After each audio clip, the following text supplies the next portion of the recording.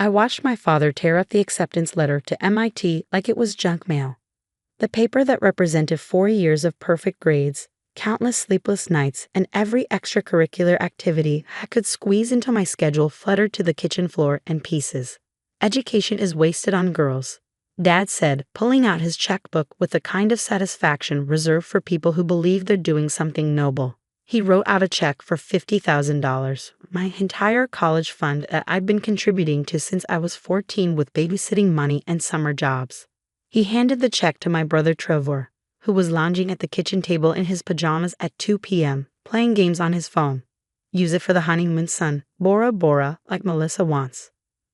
Mom nodded approvingly from her position by the coffee maker, still in her tennis outfit from the country club. You can marry rich instead, Aria. Much easier than all this studying nonsense. Trevor grinned and kissed the check like it was a winning lottery ticket. Thanks, Dad. Melissa's going to flip when she sees the resort I can book now. I stood there in my MIT sweatshirt, the one I bought with my own money after getting my acceptance, and smiled. Actually smiled. Because in that moment, watching my family celebrate stealing my future to fund my brother's third honeymoon destination change, something crystallized in my mind. They thought they were ending my story. They had no idea they were just giving me the perfect opening chapter. That's wonderful, I said sweetly. I'm so happy for you both. Everyone looked surprised at my calm reaction. They'd been braced for tears, arguments, maybe even begging. Mom actually looked disappointed, like she'd been looking forward to a dramatic scene she could use as evidence of my emotional instability. See, Dad said, looking pleased. This is what maturity looks like. Understanding that family comes first. Absolutely, I agreed. Family should always come first. That night, I sat in my room and opened my laptop. But instead of crying over my destroyed MIT dreams, I started researching. Not colleges, I was done asking permission for my education. I was researching my family's finances, their businesses, their secrets, and what I found was fascinating. Dad owned 3 auto dealerships and loved to brag about his success at every barbecue and family gathering. What he didn't love to talk about was how that success was built on a foundation of lies, tax evasion, and insurance fraud that would make the IRS very interested if they knew where to look. Trevor worked for Dad as a sales manager, which apparently meant showing up when he felt like it and taking credit for deals other people closed. His salary was double what the actual top salesman made, and somehow he'd never been written up for the customer complaints that followed him around like a bad smell. Mom ran the family finances and had been very creative with their tax returns, claiming business expenses for personal trips, fake charitable donations, and dependents that didn't exist. She'd also been skimming from the dealership's petty cash for years, thinking Dad wouldn't notice because he trusted her completely. And then there was Melissa, Trevor's fiancée, who had no idea she was marrying into a family that was one audit away from federal prison. I spent 3 days gathering evidence, downloading bank statements from the shared family computer, photographing documents Dad left lying around his home office, and recording conversations with my phone tucked in my pocket. By Thursday, I had enough evidence to destroy them all. But I wasn't ready to use it yet. First, I had some phone calls to make. Hi, Mrs. Patterson. This is Aria Blackwell. I babysit for you sometimes. Yes, I'm calling because I heard you mentioning you needed help with your business accounting, and I've been doing bookkeeping for my father's dealerships for 2 years now. I'd love to help out. I spent the weekend calling every family friend who owned a business, offering my services as a bookkeeper, administrative assistant, or general office help. By Monday, I have 4 part-time jobs lined up and a plan that would make my parents' little theft look like pocket change in comparison. Tuesday morning, I knock on Dad's office door at the dealership. Dad, I've been thinking about what you said about family coming first. You're absolutely right. He looked up from his computer, surprised but pleased. I'm glad you're seeing reasons, sweetheart. I want to help more with the business. Learn from you. Maybe I could take over some of Mom's bookkeeping duties. Give her more time for her tennis and charity work. Dad's face lit up. This was exactly what he wanted. His daughter embracing traditional roles, supporting the family business instead of chasing silly dreams about engineering degrees. That's a wonderful idea, Aria. Your mother will be so pleased. Within a week, I had access to everything. Bank accounts, tax files, customer databases, supplier contracts. I absorbed it all like a sponge, learning not just how the business worked, but how it could work better. The first thing I did was fix their inventory management system, which had been losing them thousands of dollars in misplaced parts and double orders. The second thing I did was streamline their customer service process, which immediately reduced complaints by 60%. Dad was so impressed he started bragging about me to his golf buddies. "My daughter's got a real head for business," he'd say. "Maybe college would have been wasted on her after all." Meanwhile, Trevor was planning his wedding and spending my college money on increasingly ridiculous expenses. A $3,000 cake, a $5,000 photographer, a $10,000 dress for Melissa that she planned to wear once.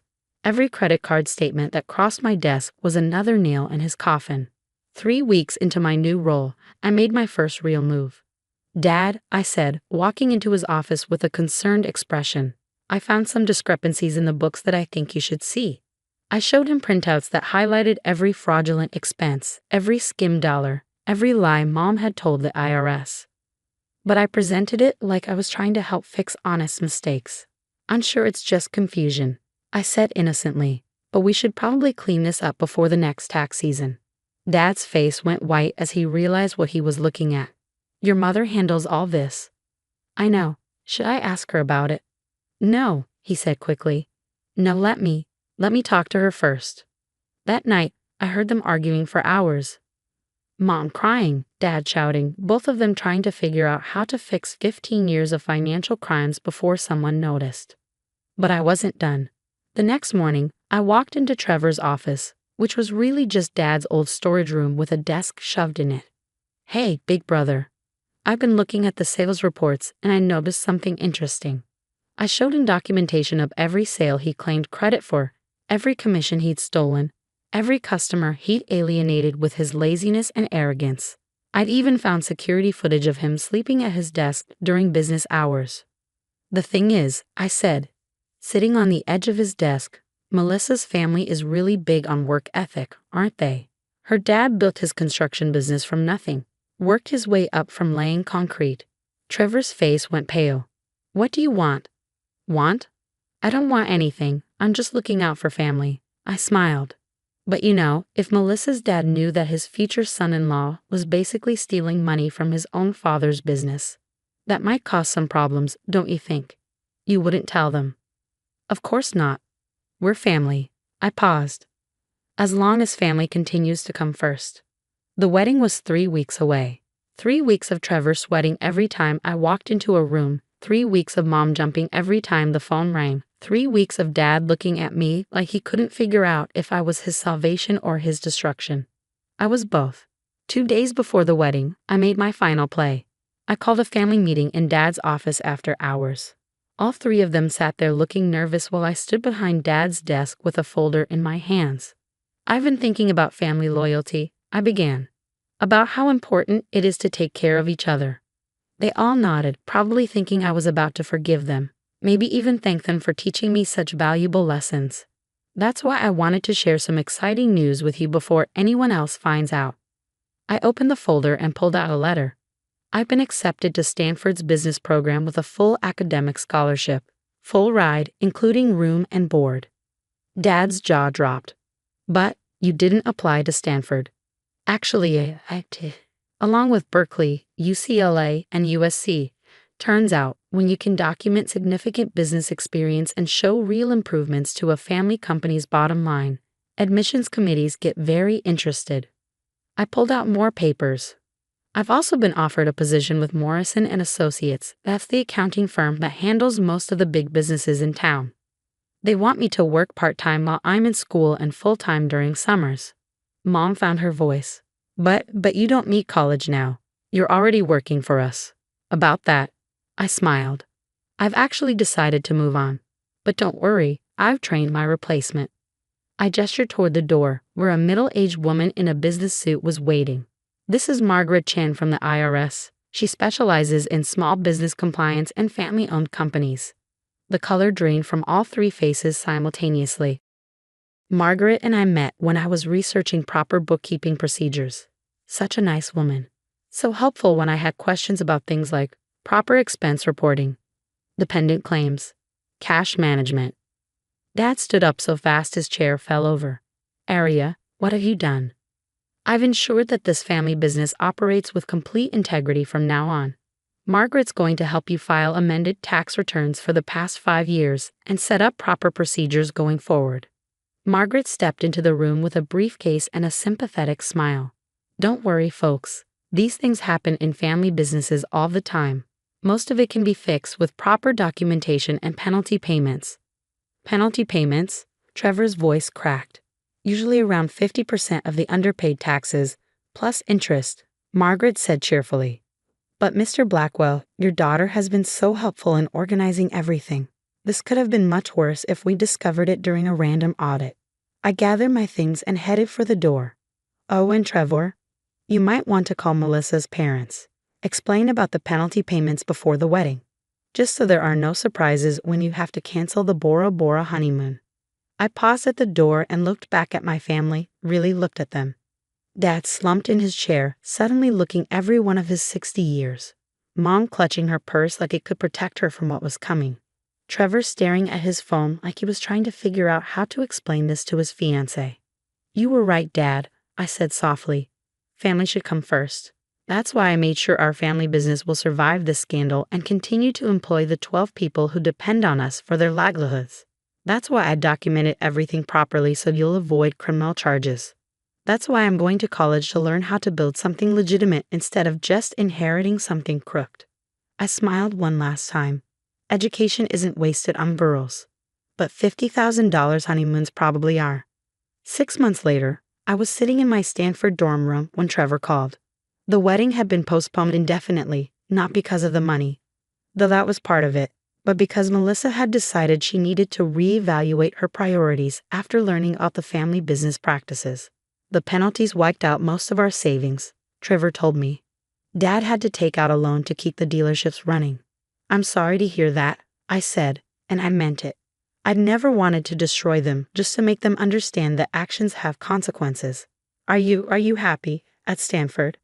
I looked around my room, at my engineering textbooks, at the photos of my new friends, at the acceptance letter to the summer internship program at Tesla that was pinned to my bulletin board.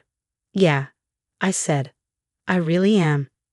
Aria, I'm sorry. About the college fund. About everything. I know. Is there any way, could we maybe start over? As a family. I was quiet for a long moment, watching students walk across the quad outside my window. Young people pursuing their dreams, building their futures, becoming who they were meant to be. Family doesn't steal each other's futures, Trevor, I said finally. But I'm willing to help you build a better one if you're serious about changing. The conversation went on for an hour. We talked about the business, about his relationship with Melissa, about whether he wanted to actually learn how to sell cars or if he was just going through the motions because it was expected. When I hung up, I felt something I hadn't expected. Hope. 2 years later, I graduated summa cum laude with degrees in business and engineering. Trevor was in the audience. He'd driven up with Melissa, who he'd won back by actually becoming someone worth dating. Dad was there too, looking proud and a little bewildered by the daughter he'd almost thrown away. Mom didn't come. She'd never quite forgiven me for the IRS situation, even though I'd probably saved her from prison.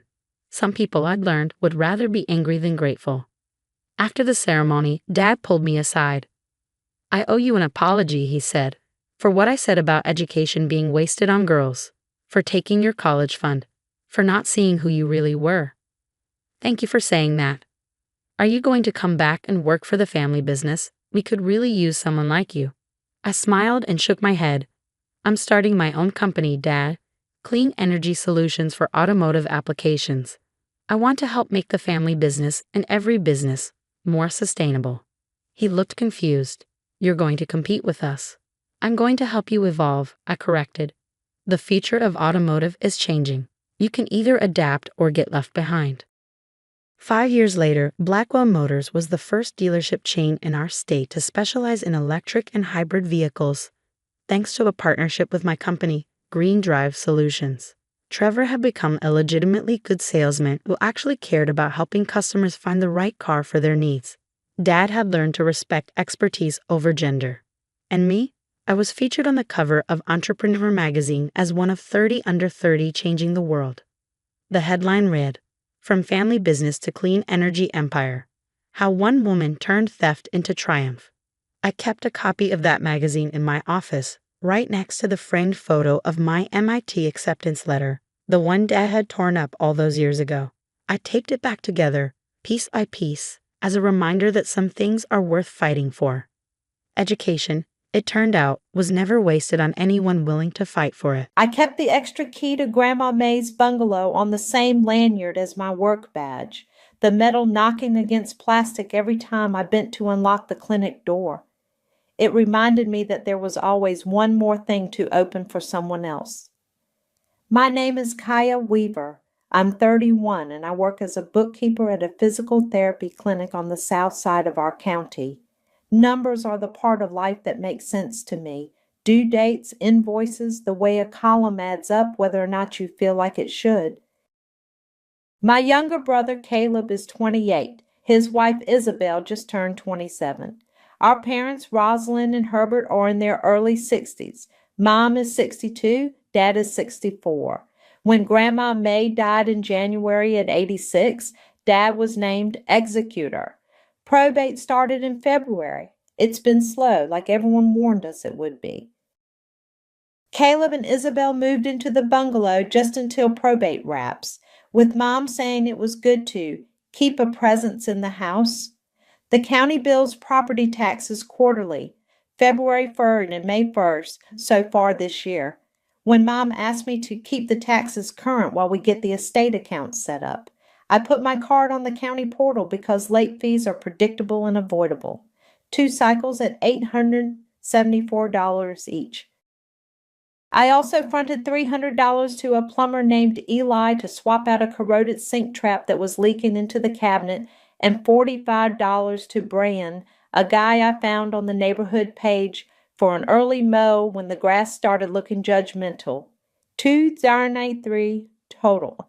I kept every receipt in a folder labeled May Estate Carry. The key lived on my lanyard because I was the one who met Eli and waited for the water to run clear. The extra key meant my lunch hour turned into errands, flushing a toilet that had a slow fill, checking the breaker when the dryer tripped. I told myself this was temporary. I told myself Caleb and Isabel were camping, not moving. On the last Wednesday in May, we had dinner at my parents' house, roast chicken, salad, a pan of rice. Dad asked Caleb about job leads between bites. Mom kept refilling Isabel's wine like that would oil the evening. The AC rattled in the vent above the table. Isabel ate fast. She didn't look up when she shoved her plate across the table at me. "Make yourself useful," she said, like I was part of the dishwasher cycle. The ceramic scraped loud on wood and the sound went through my teeth. I stared at the blue smudge of gravy she'd left at the rim. Caleb glanced at me, then away. Mom made a face I know too well, the one that wants to disappear a moment without naming it. Dad's fork paused, then kept going. The air felt hot, like we'd all agreed to pretend this was fine. I set the plate back in front of Isabel. "I'm not the help," I said. My voice was even. I didn't yell. It still landed like a coin in a quiet room. She rolled her eyes. "Okay, wow." "Kaya," Mom said, soft and warning, the word she uses like a potholder to pick up a problem. "I have to go," I said, standing. "I've got an early start tomorrow." In the car, I sat with my hands on the steering wheel and let my breath catch up. The key on my lanyard tapped the dash. I thought about the last few months, the day I put my card into the county website because Mom asked and nobody else had a card handy, the way I texted Caleb the Eli invoice and got a thumbs up emoji instead of money, Isabel posting a story about free rent with a winking face like the house was a prank the universe pulled for her benefit. At home, I kicked off my shoes and opened my laptop on the kitchen counter. The good thing about numbers is they don't require courage. They just require you to type them. I pulled up the county portal and clicked off auto pay. I opened the water and electric accounts. the ones where I had added my card temporarily so the lights wouldn't get shut off while names were changing, and I removed my payment method. I scrolled my spreadsheet, May estate carry, and added a line at the bottom, May 29th, stopped all auto pay tied to Kaya's card. I didn't send a text. I didn't write a paragraph I'd regret. I made one more note to myself, June 1st, email with totals and a plan. Then I hung the lanyard with the key on a hook by my door, not around my neck. The metal didn't knock against anything. The quiet felt like a decision. The next morning I came in early before the first patient's gait training clacked down the hall. The clinic smelled like coffee and disinfectant. I set my mug by the keyboard, pulled up my spreadsheet, and drafted the email I'd promised myself I would send. Subject: May bungalow expenses and next steps. Action needed by June 30th. I wrote it clean and neutral. No adjectives that could argue later. As of June 1st, I will not cover any further house expenses. Current balance due to me for house costs paid. Property tax, Feb 1, $874. Property tax, May board, $874. Plumber, Eli Jackson. Sink trap, $300. Lawn mow, Brian Woods, $45. Total, $293. Please set a repayment plan by June 30th or pay in full by that date. If no plan is in place by June 30th, I will ask Dad as executor to transition the house to a rental with market rate rent, effective July. I attached PDFs of the county receipts and the invoices. I CC'd Mom and Dad. I kept the tone factual, the way I do past due notices at work, dates, amounts, what happens next. I read it twice out loud in an empty office, then scheduled it to send at 8 a.m. on June 1st. Numbers don't need courage, but hitting send still does. Scheduling it gave me a small runway. Between calls, I opened tabs for the utilities. I'd already removed my card last night. Now I went a step further. I called the electric company and waited through 3 loops of hold music. When a woman picked up, I gave the account number and asked to remove my email and access from the account and add Dad's estate mailing address and Caleb's phone number as the primary contact. She said they needed authorization from the account holder. The account holder is the estate of May C.O. Herbert, I said. He's my father. He's CC'd on an email to occupants to handle updates. I can conference him in. We 3-way called. Dad answered a gruff voice like I'd woken him up, but he gave the okay, polite and brief. We did the same with water. I wrote the confirmation numbers on a sticky note and then into the spreadsheet. Then I archived the file, a little ritual in my brain that felt like closing a tab that had been opened too long. I still had the folder with receipts, but the active part of this wasn't mine anymore. At lunch, I ate a Tupperware salad and avoided my phone. I knew what Mom's voice would sound like. I still jumped when it rang. "Hi, honey," she said, sugar sad like I'd broken my arm and she was trying not to cry. "I saw your email draft in Dad's inbox. Do we need to be so formal?" "It's just clear, Mom," I said. "It's dates and amounts." She sighed. "I know it's been a lot. Just float it till Christmas. We'll be in a better place by then. Caleb's interviewing. The estate account is taken forever, which you know how these things go." "I do," I said. "That's why I'm setting a date." "No, Mom. I'm not a bank." There was a soft clink on her end like she set a spoon down. "You're not being very helpful." "I've been helpful," I said. "I paid $2,093 to keep the county off our backs and the water running. I'm asking to be repaid in a plan if needed. If they can't, the house needs to pay its own way." A stretch of quiet pulled in the line. She hates silence. It means the thing isn't fixing itself. Finally, "I'll talk to Caleb." "Okay," I said. "I CC'd you both so we can keep it in writing." "Kaya," she said, and there was a lot in my name. Think about how this looks." "It looks like a plan," I said, and we said goodbye in that half-chilly way families do when no one wants to hang up first. June 1st came with the clinic printer jamming. I fixed it with 2 fingers and sent the email. The lanyard with the extra key stayed on its hook at home, and I didn't miss the weight of it. I checked my inbox too often that day. Nothing. Caleb posted a photo of their cat on his story with "King of the Castle," which I decided not to read as commentary. Isabel liked a meme about some people needing control to feel safe. I set my phone face down and balanced the petty ledger in my head with the one in my spreadsheet. Dad texted a thumbs up to my email. Mom didn't reply. The house sat 3 miles away, with my grandmother's curtains still in the front window and an electric bill that would come whether anyone opened it or not. On June 2nd, Saturday, I went to the farmer's market and bought green beans I didn't need. I didn't drive by the bungalow. I vacuumed the crumbs out of my car and found one of Grandma's church bulletins under the seat from January, the date circled in blue ink. I put it in the glove box instead of the trash. June 3rd, Monday, came and went. The inbox stayed quiet. No plan, no acknowledgement.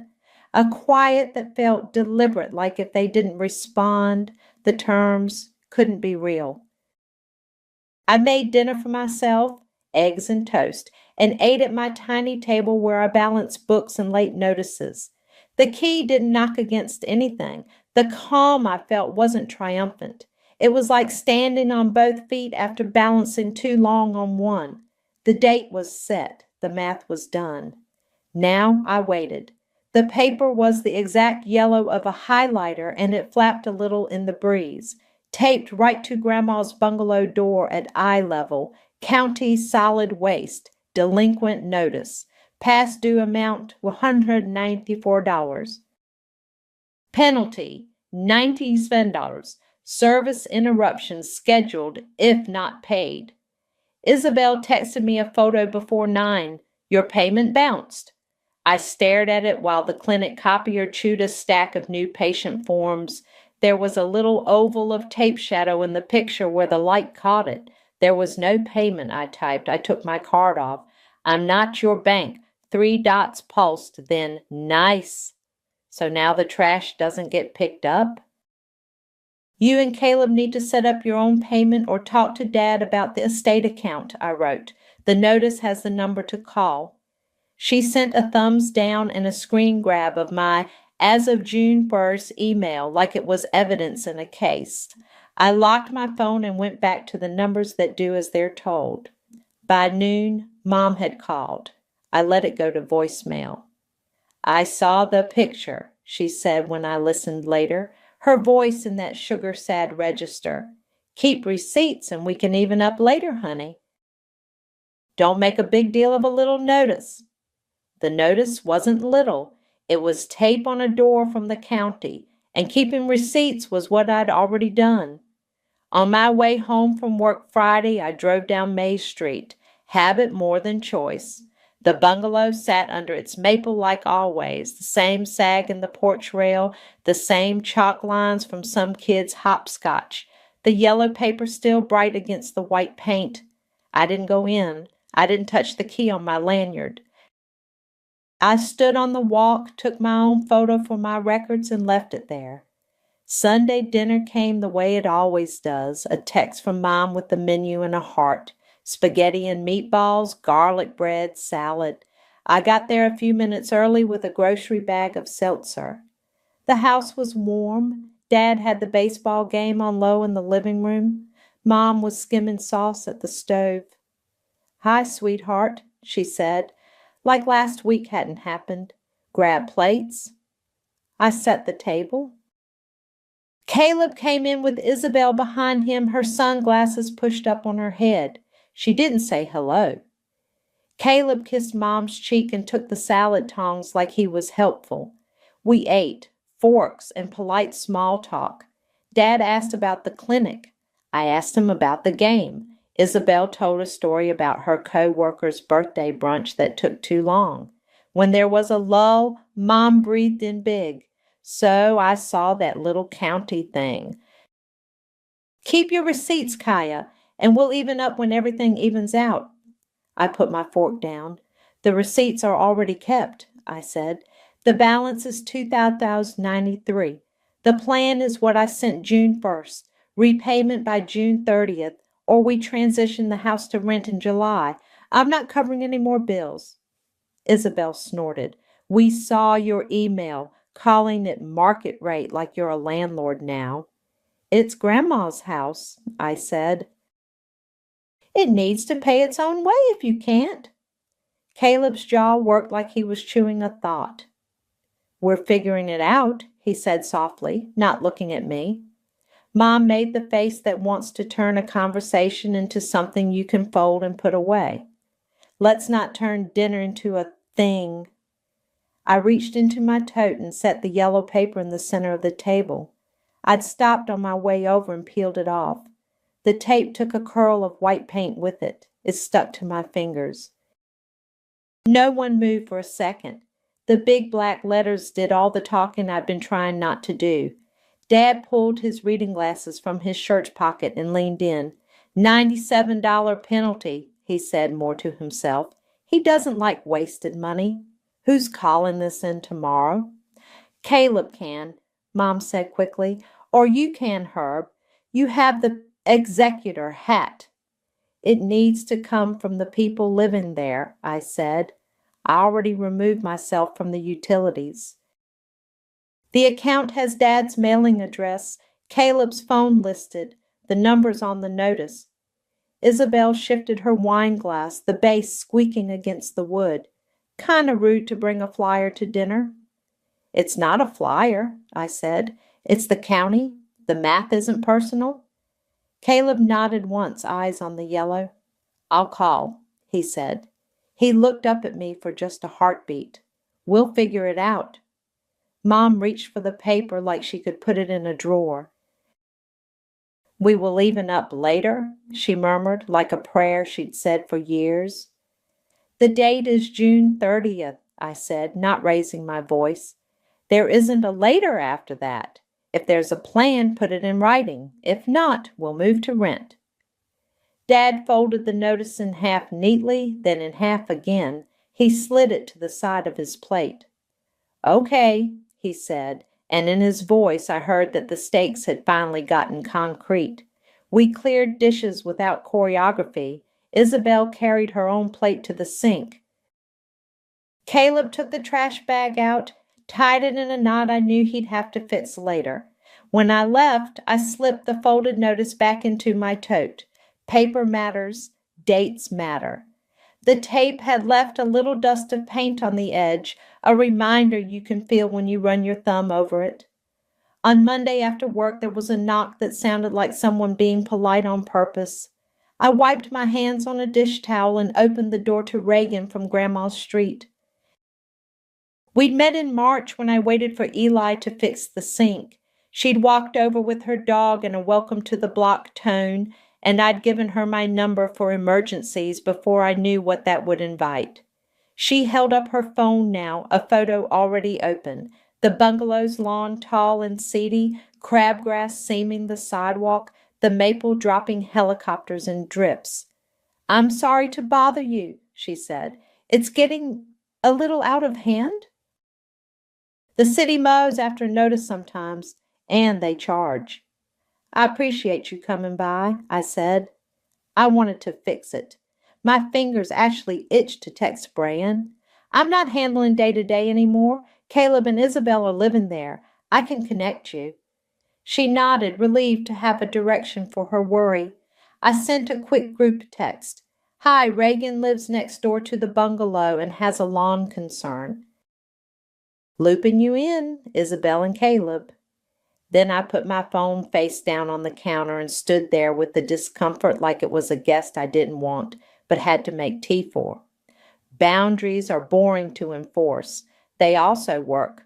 When I picked the phone back up 15 minutes later, Isabel had replied with a thumbs up and we're on it. No other words. I let that be enough. At the clinic on Tuesday, I printed the electric and water removal of authorized user confirmations and slid them into the back of the May estate carry folder. I added the confirmation numbers to my spreadsheet in small numbers that made my brain feel smooth. I checked off take my email off trash on a sticky note and tossed it. The county didn't let you manage solid waste online easily, so that one had been old school phone calls last week with Dad on the line. Done. Isabel posted a story at lunch that said in white letters over a picture of an iced coffee, "Some people love control. I love freedom." I closed the app and reconciled the copays. The numbers don't care what you call them. They just add. Mom tried a new angle that night. She called while I was stirring pasta and didn't bother pretending she was asking about my day. "Think of Grandma's legacy, Kaya," she said. "She wanted us to look out for each other." "I am," I said, keeping my voice even. "I kept the taxes current. I handled the plumber. I'm not going to let the county lien her house because of a trash bill, but I'm also not paying for it." Silence, then softly, "It's just so unpleasant." "Unpleasant is different from wrong," I said. "June 30th is the date." On Wednesday, Dad texted, "Got a certified from the county at the house. I'll bring it by."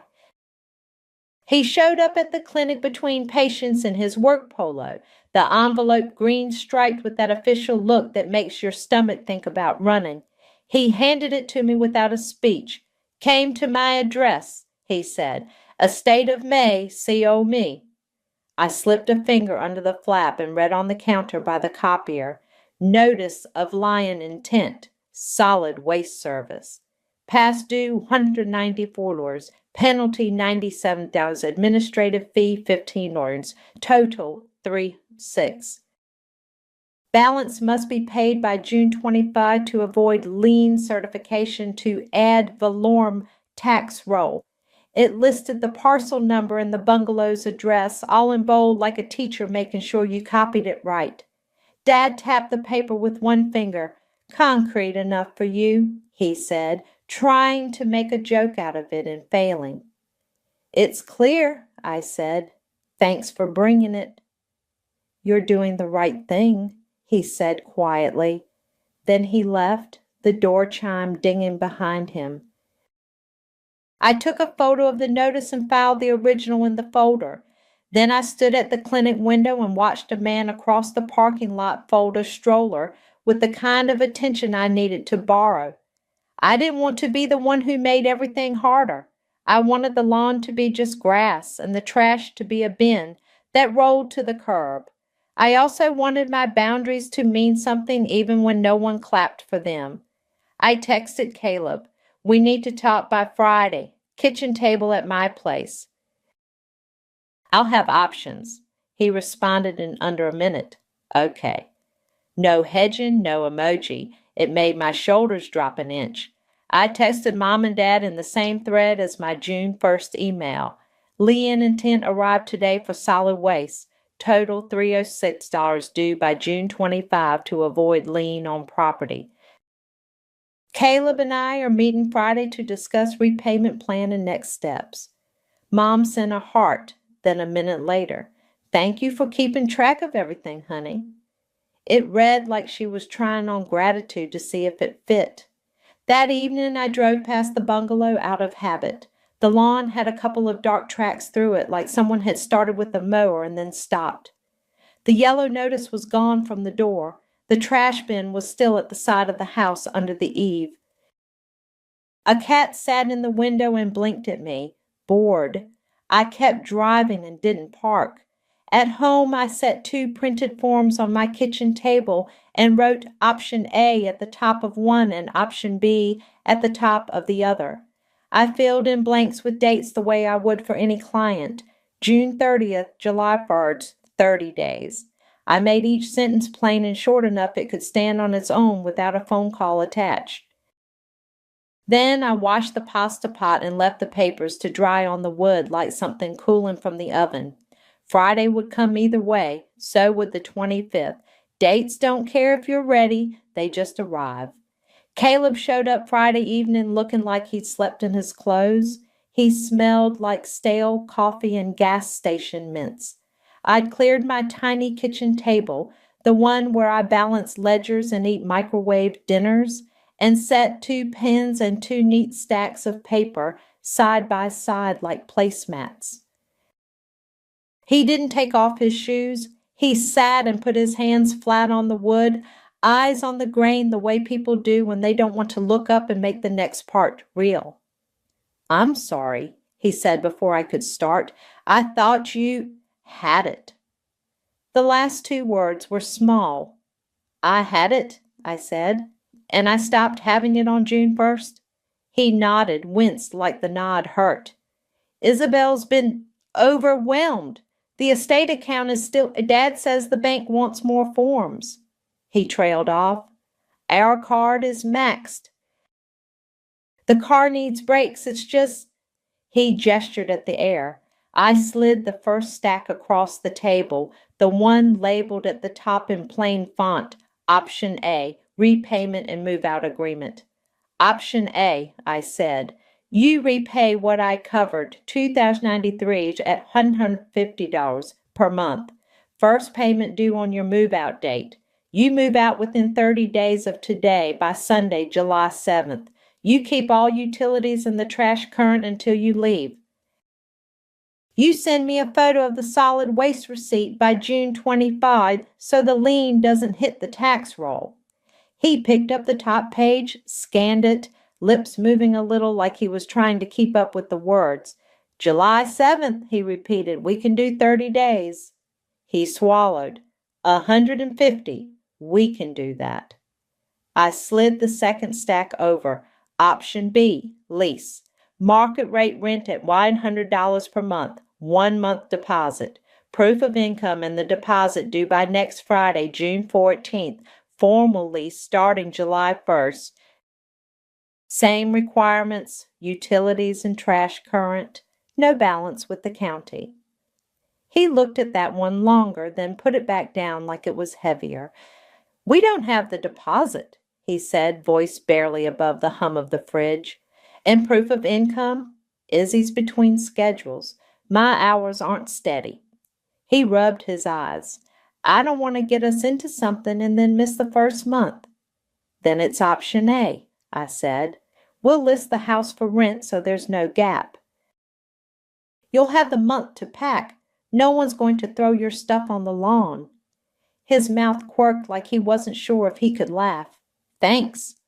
I pointed to the line items. "The trash bill is $306 with the fee now, due by June 25th. That has to be paid directly. I'm not adding anything else to the amount you owe me." "We'll pay it," he said quickly. "I'll call Monday. We'll figure it out." "Call today if you can," I said. "They're open on Fridays until 6, or pay online." "The parcel number is in Dad's envelope." He flinched like I'd caught him in a test he hadn't studied for.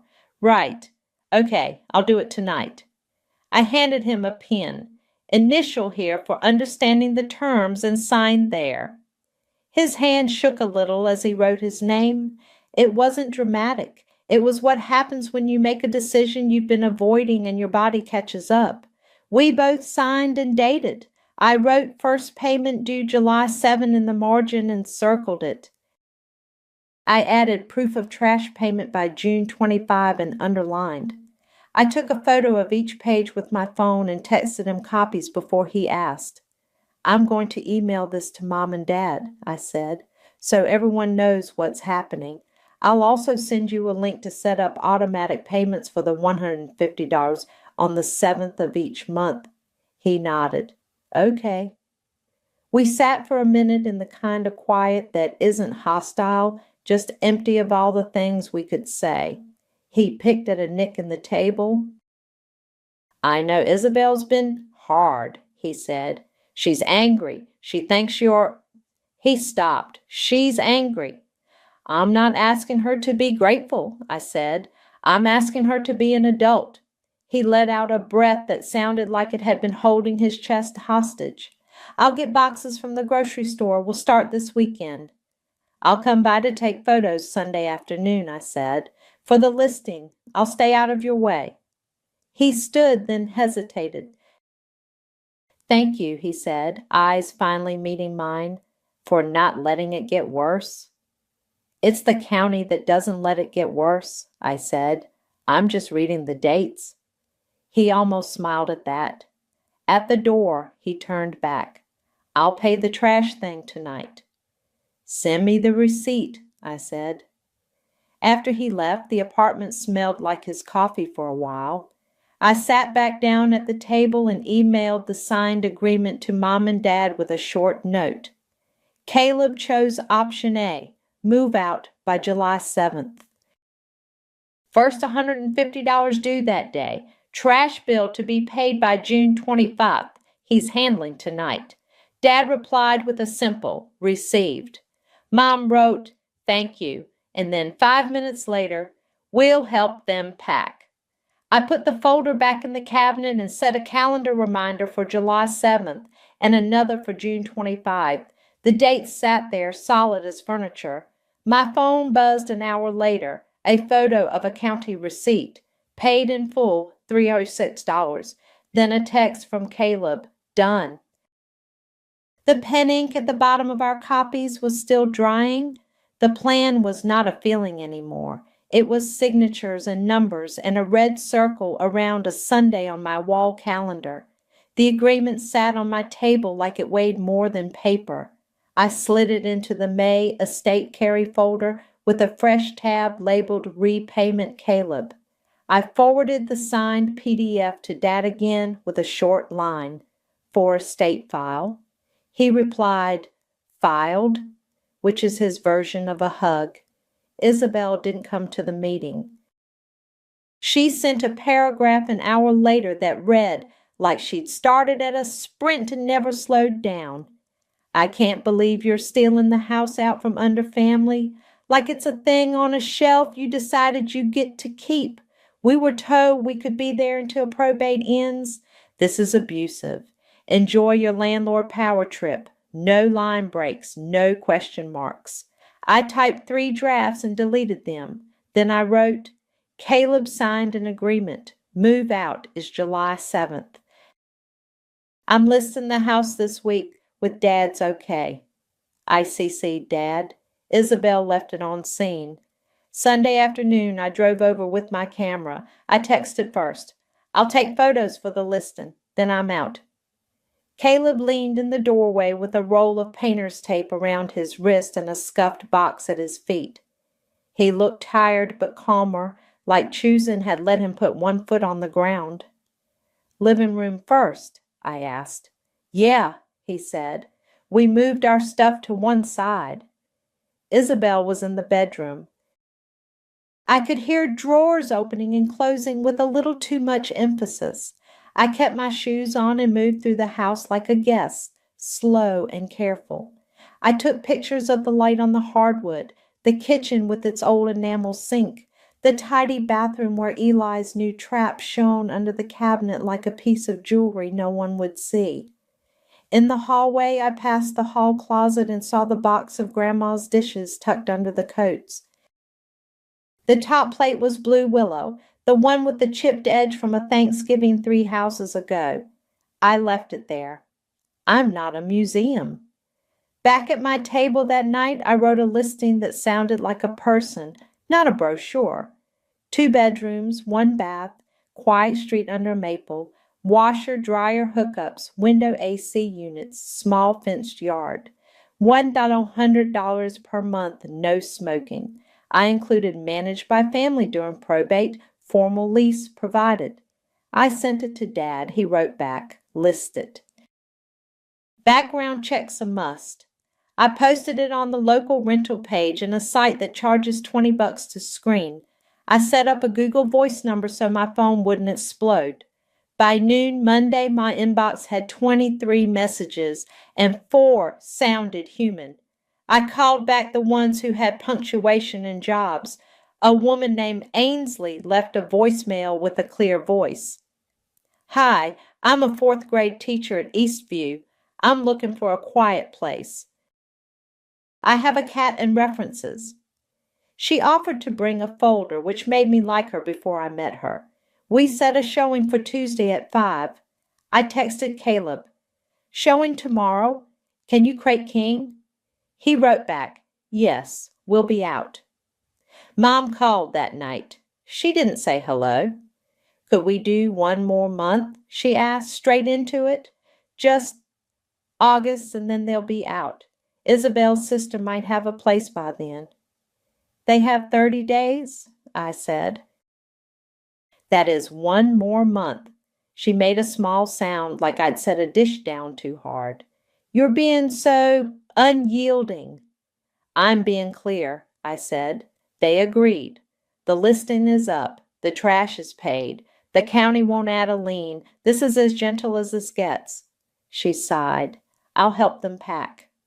"Thank you," I said. "Boxes are good. Label them." Tuesday at 5, Ainsley showed up right on time in a blue cardigan, even though it was warm, carrying a neat folder with tabs. She had the calm of someone who manages 25 children before lunch. Her hair was pulled back in a way that said, "I make lists." "Hi, I'm Ainsley," she said, smiling like we were both trying to make the same thing happen. "Kaya," I said. "Come on in." We walked the room. She asked practical questions. "How old is the roof? Does the stove work? Who handles lawn care?" I answered in the same register. 12 years. Gas stove, reliable. Tenant handles lawn. I can recommend someone affordable. She scribbled notes on a printed checklist. She handed me the folder at the end without ceremony. Pay stubs, a letter from her principal, references, a clean background check she'd already run on herself because our HR makes us do one every summer anyway. I didn't know people did that, but of course a teacher would. "This feels right," she said simply, standing in the doorway with the afternoon light catching dust in the air. "If you'll have me." "I'll run my screening and check references," I said. "I'll let you know by Friday. If approved, deposit and first month's due at least signing." She nodded. "I can bring a cashier's check." After she left, I texted Dad. "Met Ainsley, teacher, strong application, running screening." He wrote, "Sounds good." An hour later, my phone buzzed in the parking lot of the grocery store. "Isabel, we put a box of Grandma's dishes in your trunk. You seem to want them so bad." I looked up reflexively, scanning the lot, then popped my trunk. There it was, a cardboard box with kitchen and marker, edges soft from age. The top plate was Grandma's blue willow, the chip like a crescent moon near the rim. For a second I thought about the Sunday we ate pie on the porch and Grandma told us about moving into the bungalow in 1959, how the maple had been a stick then. I lifted the plate and wrapped it in the dish towel I keep in the trunk for groceries that sweat. I set it gently on the passenger seat. I closed the trunk and took the rest of the box upstairs because there were other plates in there that deserved not to be dashed around as a point. I texted Caleb, "Got the dishes. Please don't put things in my car without asking." He wrote back, "That was Izzy. Sorry." I put the blue willow on my counter and washed it by hand. Heirlooms don't fix habits. Contracts do. I dried the plate and slid it into the cabinet like a ledger balanced to the penny. Then I opened my laptop and checked the tenant screening dashboard. Ainsley's report pinged complete, clean. Her references picked up on the first ring. Calm made the air feel different, even in my small kitchen with a cardboard box at my feet and the smell of dish soap in the air. Move-out day was cardboard and humidity, the kind that makes tape lose its stick so you have to press harder. I pulled up at 9 with a sleeve of trash bags and a small cooler of waters because I didn't want thirst to be the fight we had. The bungalow looked both emptier and messier at once. Boxes stacked along the wall. a basket of orphan socks by the couch. Mom was in the kitchen labeling a box pantry like the word could organize anything. Dad hovered in the doorway, hands in his pockets, his let's keep the peace aura turned up to medium. "Morning," I said. Caleb nodded, hair damp at the edges. "Almost done." Isabel straightened from a pile of curtain rods with the air of someone summoned to a stage she didn't audition for. "This is bent," she said, holding one up like it was a broken law. "It was already like this." "It can go in the donate or the trash," I said. "Up to you." She rolled her eyes and slid it into a box marked MISC. I set my notepad on the kitchen counter and opened my phone camera. "I'm going to do a quick walkthrough," I said to Caleb. "Just documenting condition." He swallowed. "Okay." I started in the bedroom, scuffed paint where a dresser had kissed the wall too hard, a nail head shiny where a picture had been. In the hall, the smoke detector was missing over the doorway, the mounting bracket a little circle of dust. I made a note, replace. In the bathroom, Eli's trap was clean and dry, a small mercy.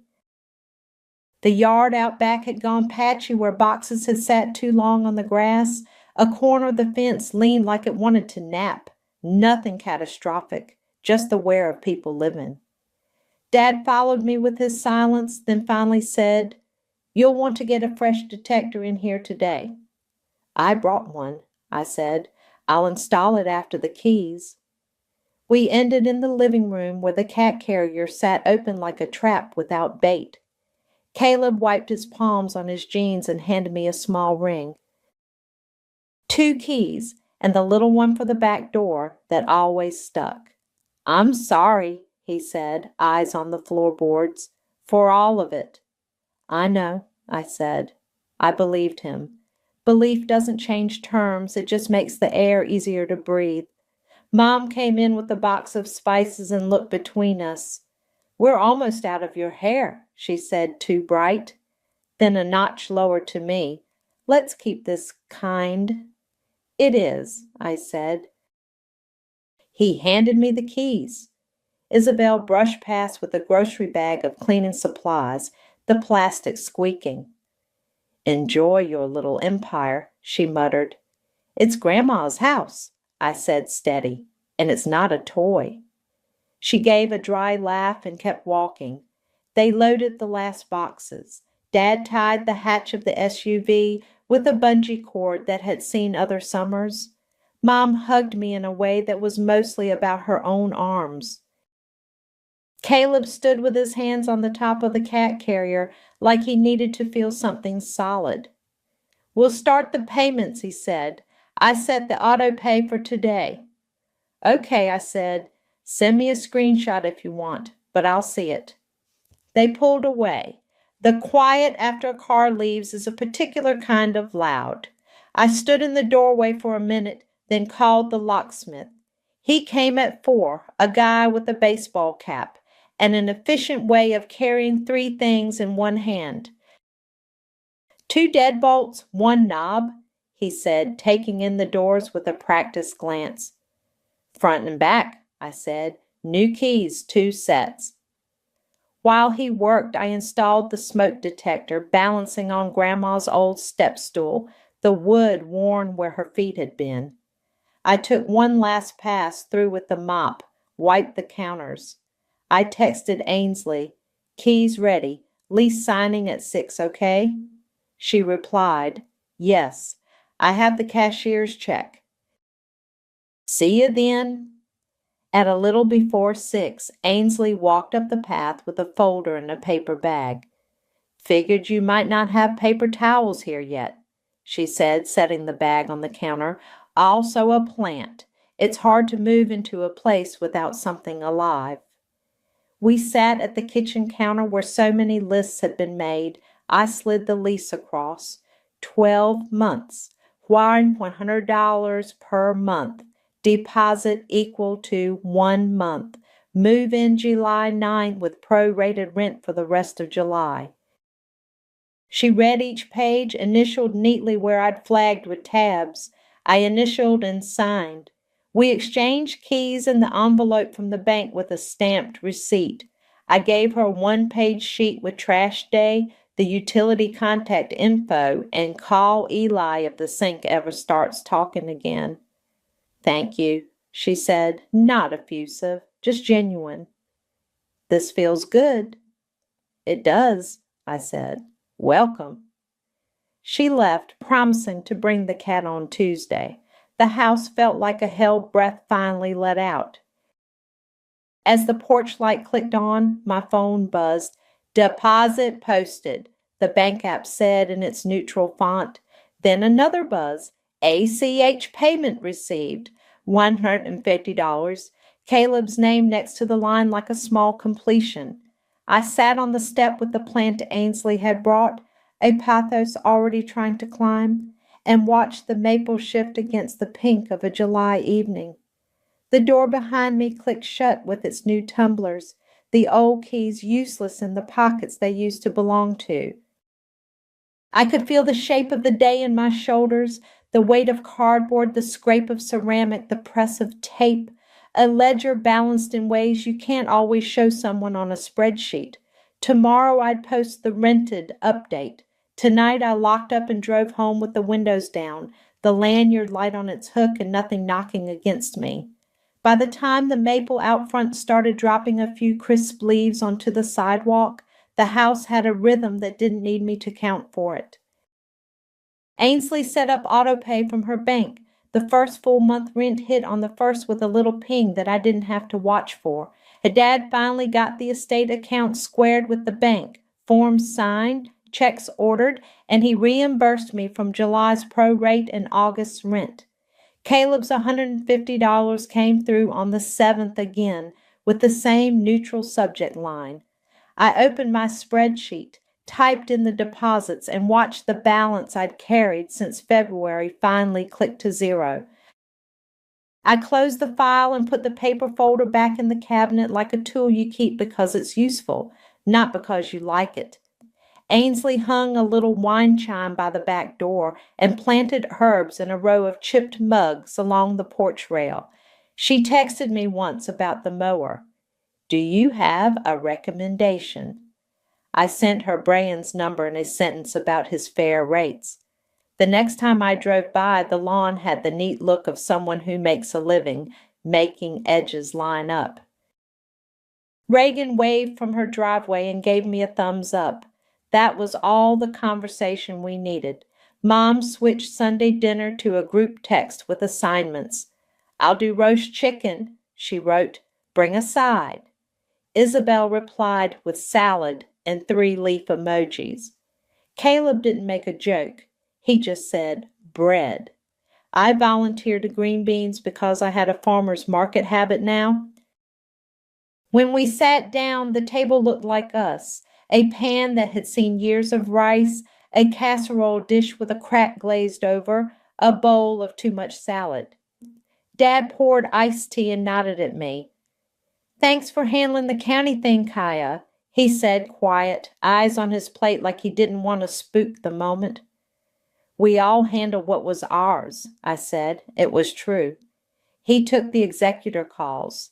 Caleb paid the trash before the lien date and set the $150 on autopay without me sending reminders. Mom labeled boxes and had the hard conversation with herself about one more month. Isabel packed the house even if she grumbled. I listed, screened, and signed. The math added up because everyone finally picked up their numbers. Caleb buttered bread and bumped my shoulder with his like we were kids at a church picnic. "How's the tenant?" he asked.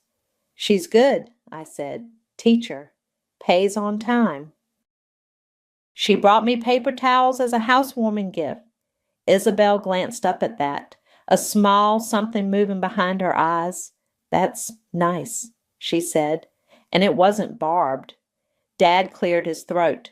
"Trash day is Wednesday, right?" It was a joke. It landed soft. We smiled like people who had all been wrong in different ways and were trying to be less wrong now. After dinner, Mom stood at the sink and turned on the water without calling anyone to carry plates to her. She'd put a sticky note on the counter that said, "Please rinse and stack," with a smiley face. We obeyed the note like it was a rule passed by a kind committee. Isabel carried her plate to the sink and set it down gently. "I can take the recycling out," she said to no one in particular. She did. She came back, wiped a ring of water off the table with the side of her hand and sat. No speeches. Just the small work people do when they know what part is theirs. On my way out, Mom caught my arm. "I'm proud of you," she said, like she was trying the words on to see if they fit. "You were clear." "It helped," I said. We hugged in the hallway where Grandma used to hang our coats on two small hooks when we were little. Mom let go first. At home, I opened the cabinet and took down the blue willow plate. I used it for a slice of leftover pound cake I didn't really need. The chip caught the light. I thought of Grandma's hands, the step stool, the way the bungalow's front door sounded with the new lock, and how it didn't ask me to carry anything extra when it closed.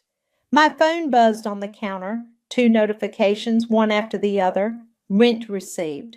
H transfer received, $150.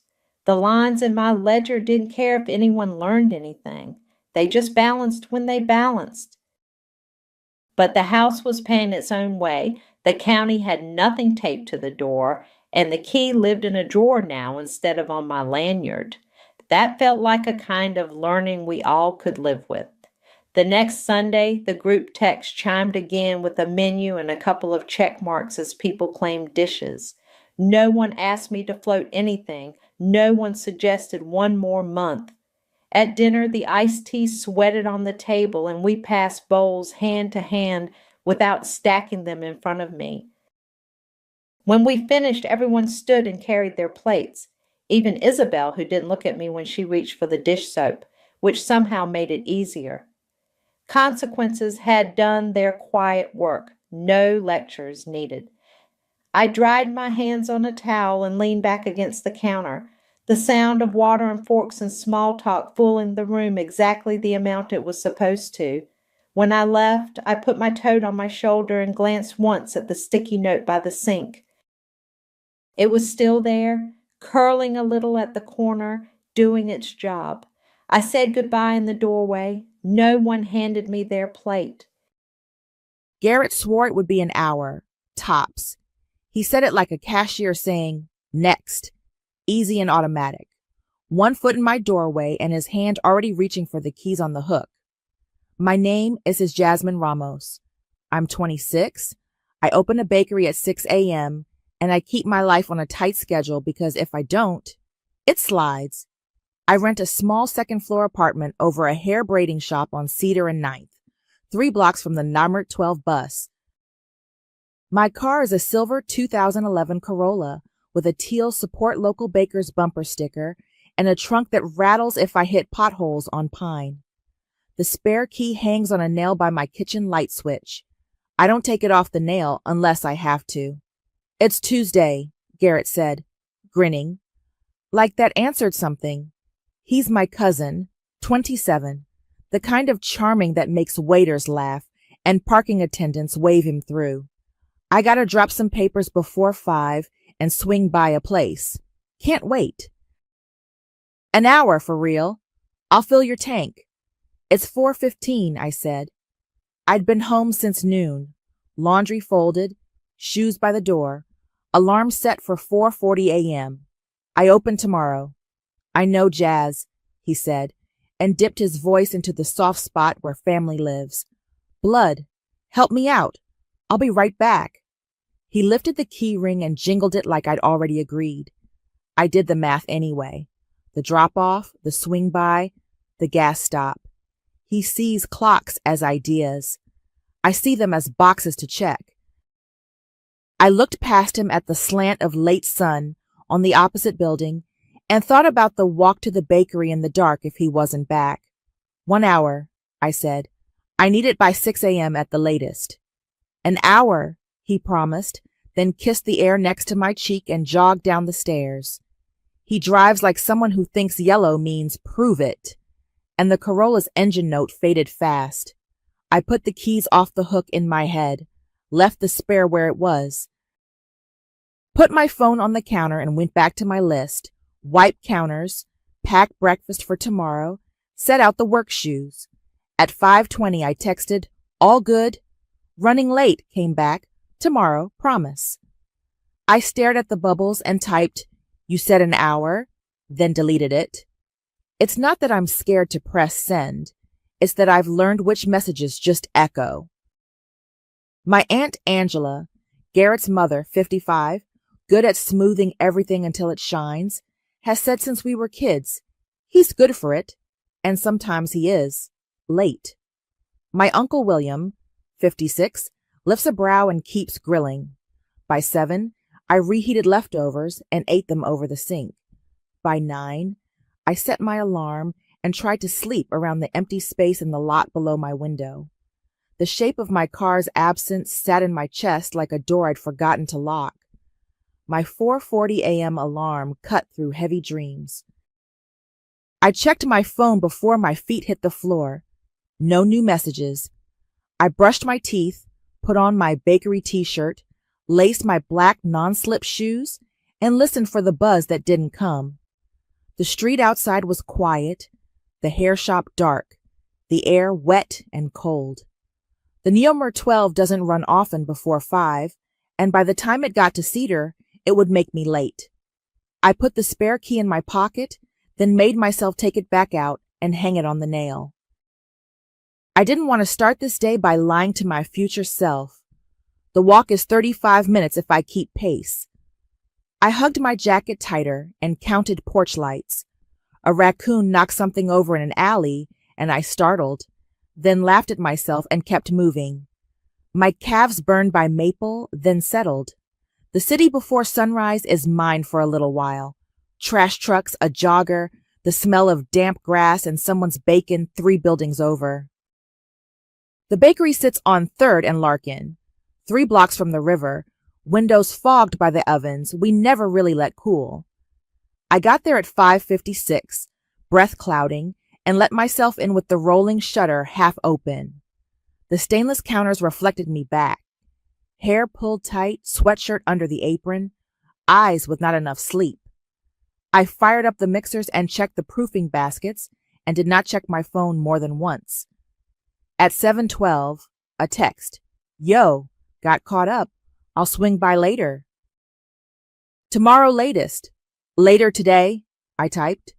Then I deleted it today and just wrote, I need my car to get to work. Green bubble sent. Red, no reply. I wiped sugar off the floor while muffins rose and pretzels boiled.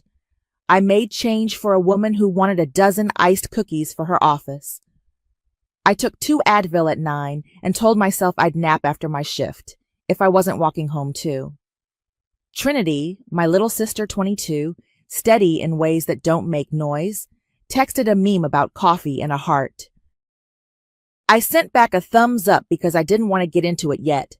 She'll drive if I ask, but she works nights sometimes, and I hate asking if the need is my own soft boundary. By sunset Wednesday, Garrett sent another, tomorrow promise, like the word had become punctuation. I turned off my living room lamp and let the street wash its yellow over my wall. The Neomer 12 timetable glared up from the coffee table. I set my alarm again. By day 2, I was still walking, and Garrett was still promising tomorrow. By the 3rd morning, the air bit hard enough that my breath came out in little ghosts under the streetlights.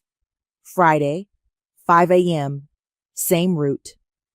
My calves knew every crack in the sidewalk by then. Garrett had texted tomorrow, promise, twice since Tuesday. Wednesday night, and again Thursday at sunset. My name is still Jasmine, still 26, still the one with the 6 a.m. key. The Corolla was still gone from the lot below my window. The spare stayed on the nail by my kitchen light switch.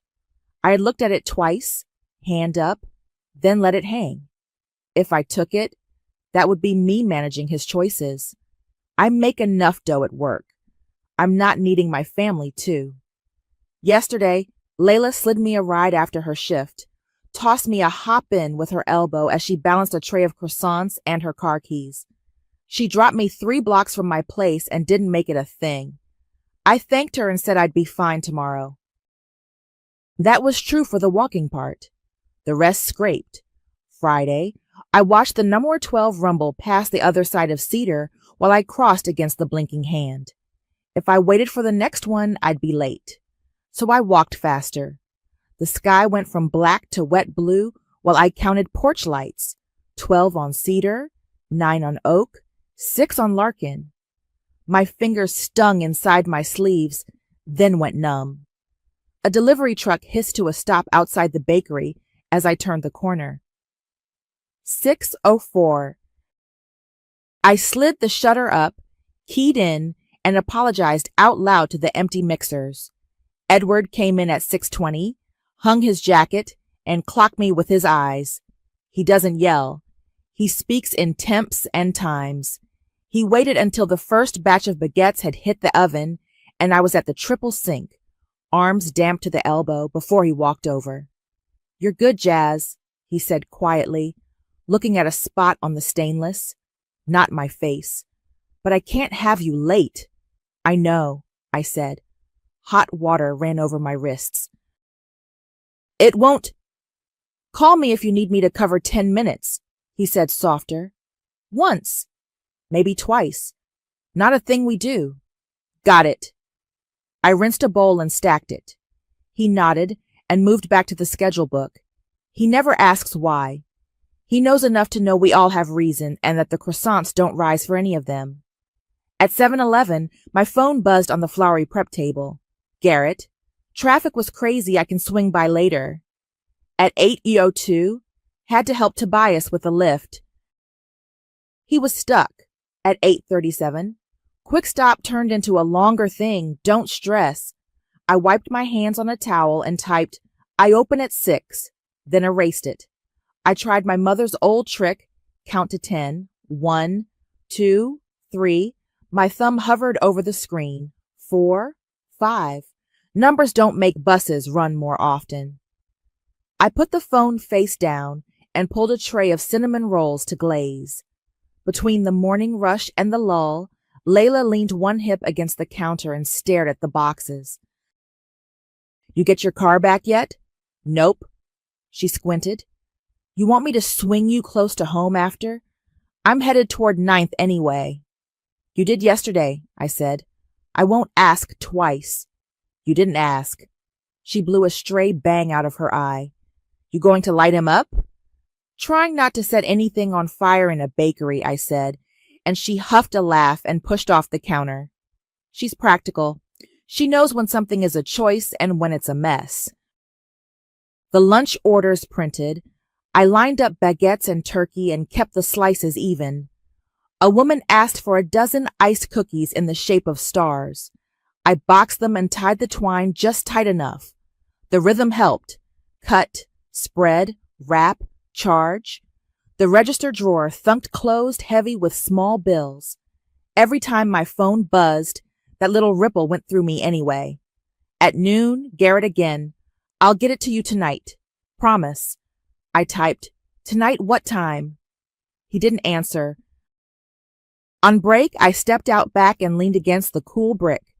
The alley smelled like proofing yeast and damp cardboard. I scrolled up through his messages.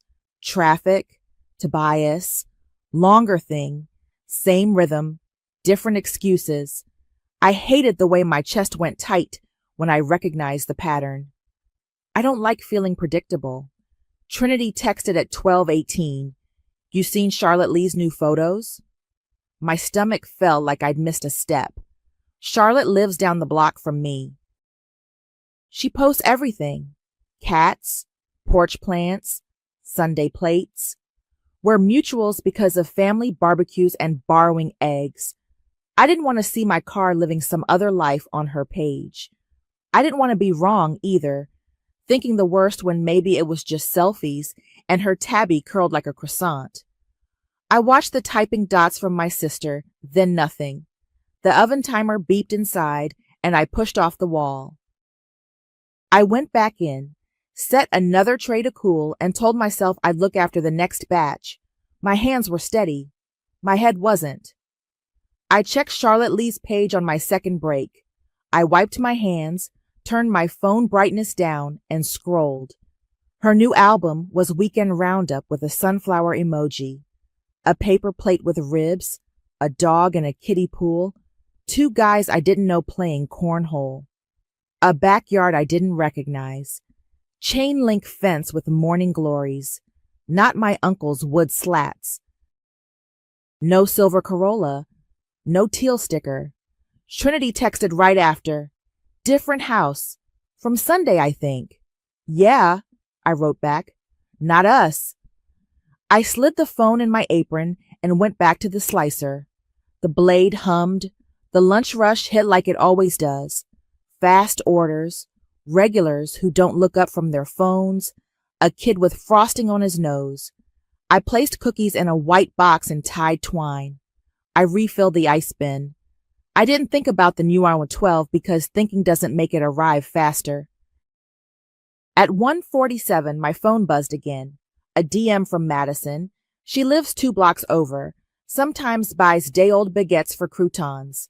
Hey, weird Q, is your car the one with the teal Baker sticker? Yes, I typed. Why? Saw it downtown like 20 minutes ago, she wrote. 3rd and Juniper. Bright paper under the wiper. Thought it was a flyer, then realized it looked like a ticket. I circled to check, but it was gone when I came back. I leaned back against the flour bags and let air out slow. How sure? I wrote. Pretty sure, she wrote. That sticker is loud, LOL. Thanks for telling me, I typed. If you see it again, can you text me? I owe you a scone. Deal, she sent, and a croissant emoji. I put the phone down on the prep table and watched the green message light blink, then steadied my breath. Ticket meant the car had been parked, not stolen to a chop shop. Ticket also meant money. I picked up a clean towel and wiped the same clean spot twice. At 2:05, I texted Garrett, "Where's my car today?" No answer. At 2:41, "Where are you with my car right now?" 3 dots, then a selfie rolled in. Garrett grinning, thumb up, a plastic cup in his other hand, the corner of someone's deck behind him. Caption, "Chill, I got you." I looked at his face for a long beat, then typed, "Where?" No reply. The dots appeared, went away, appeared again, then nothing. Count to 10, I told myself. I made it to 6 before a bell dinged, and I had to swap a tray. When I looked back, my screen was still quiet. Edward did a slow walk past the front at 3, checked the pastry case, checked me. I kept my hands moving. He said nothing, which was its own kind of speech. We closed the front at 4 to clean. I hosed the mats out back and water spattered my shins. My phone buzzed twice in my apron. "Trinity, you okay?" "Fine," I wrote. "Working." She sent back a thumbs up and then, a minute later, "Want me to swing by after my class? I can take you to the store if you need stuff." "I'm good," I wrote. "Thank you." Inside, Layla was scraping caramel off a sheet pan. "You get a pin on him?" she asked without looking up. "He sent me a party face," I said. She blew out a small, dry laugh. Men who say relax are never the ones who handle the thing. I threw the wet mats over the rack and watched water drip. I don't like broadcasting, but I also don't like pretending I don't see what I see. The math is easy, miles, minutes, money, but sometimes the part that costs the most is the ask. At 4:37, I locked the side door. The street smelled like wet bread and river air. My feet ached. I pictured my car where it should be, and then pictured it with a white slip tucked under the wiper. I pictured Garrett not picturing me at all. I walked the first 10 minutes home. Then the Gachetwerp pulled up behind me at Oak, and someone rang off. I got on because it was there and because my legs were one long soft burn. I stood swaying and watched the stores go by, the pawn shop, the phone repair, the place that sells rugs out of a van. When I got upstairs, the light in the hair shop blinked on and off as they swept. My living room stayed dim and square. The nail by my switch held the spare key like a small dare. I touched it, then let it hang. I sat on the arm of my couch and opened the family group chat. It's a mess of recipes and reminders and Aunt Angela's good morning gifts. I typed slow so I didn't have to erase. Who knows where Garrett is with my car right now, I wrote. I watched the little profile circles bob as people read. Then I set the phone face down on the coffee table and listened to the neighbor's TV 2 walls over while I waited. The family chat lit up with the little circles as people read. Aunt Angela answered first, fast enough that I knew she already had a line ready. He's helping your Uncle William with something. Don't be dramatic, she wrote. Then nothing. A heart floated up from a cousin who hearts everything and probably didn't make it past he's. I typed, I need my car to open at 6, then erased it, then set the phone face down. The hair shop downstairs clicked off their lights. I washed a bowl and a fork, not because they were dirty, but because my hands wanted a task. When my phone buzzed again, it was Trinity. You at home? Yes, I wrote. You want me to swing by? No. Sleep, I sent. She liked it and left it alone. Saturday, my alarm went off at the same brutal 4:40. I layered up, checked the window, empty space where the Corolla should be, and left. The numero 12 was a rumor that early, so I walked. I made it by 5:58, breath tight, and rolled the shutter up. Edward glanced at the clock when he came in and didn't say anything. That was a gift. I moved faster. Mid-morning, I stepped out back on a 10-minute break and sat on the stoop with a pen and one of our long register receipts. On the top line, I wrote, bus fares, 2x250, Miao 5 €. Next line, lost early minutes, 45 total, Yaos 1050. I hesitated, then added, car wash, 12 euros. A little space below that, gas. R. I left a blank for ticket. The numbers lined up neat and small. The math did what it always does, made the air come back into my lungs. This isn't a fight if it's a bill. Layla pushed the back door with her hip and held out a coffee. You look like you're balancing a budget back here. I am, I said, folding the receipt and tucking it into my apron. How's the case? Down to 4 croissants and a dozen stars. She took a sip of her own coffee. Any movement? Aunt Angela says he's doing something for Uncle William. Layla made a face like she'd bitten into a lemon seed. Of course he is. Inside, I knocked out another round of baguettes and pretzels. The rush smoothed and broke. At 2:12, Garrett texted, BBQ tomorrow. You coming? I stared at the screen. He hadn't answered, where? He hadn't said ticket. He was inviting me to eat ribs on the same breath he'd used to borrow my car. What time? I typed. After church, he wrote. Uncle W's. Bring those pretzels. I didn't answer. I wiped down the stainless, counted tips, set tomorrow's proofing. When we shut down at 4, I locked the side door and felt the familiar ache move from my calves up into my shoulders. I walked the first blocks home on tired legs. Then the Nuxer 12 came when it came. I let it take me the rest of the way because I was done being proud.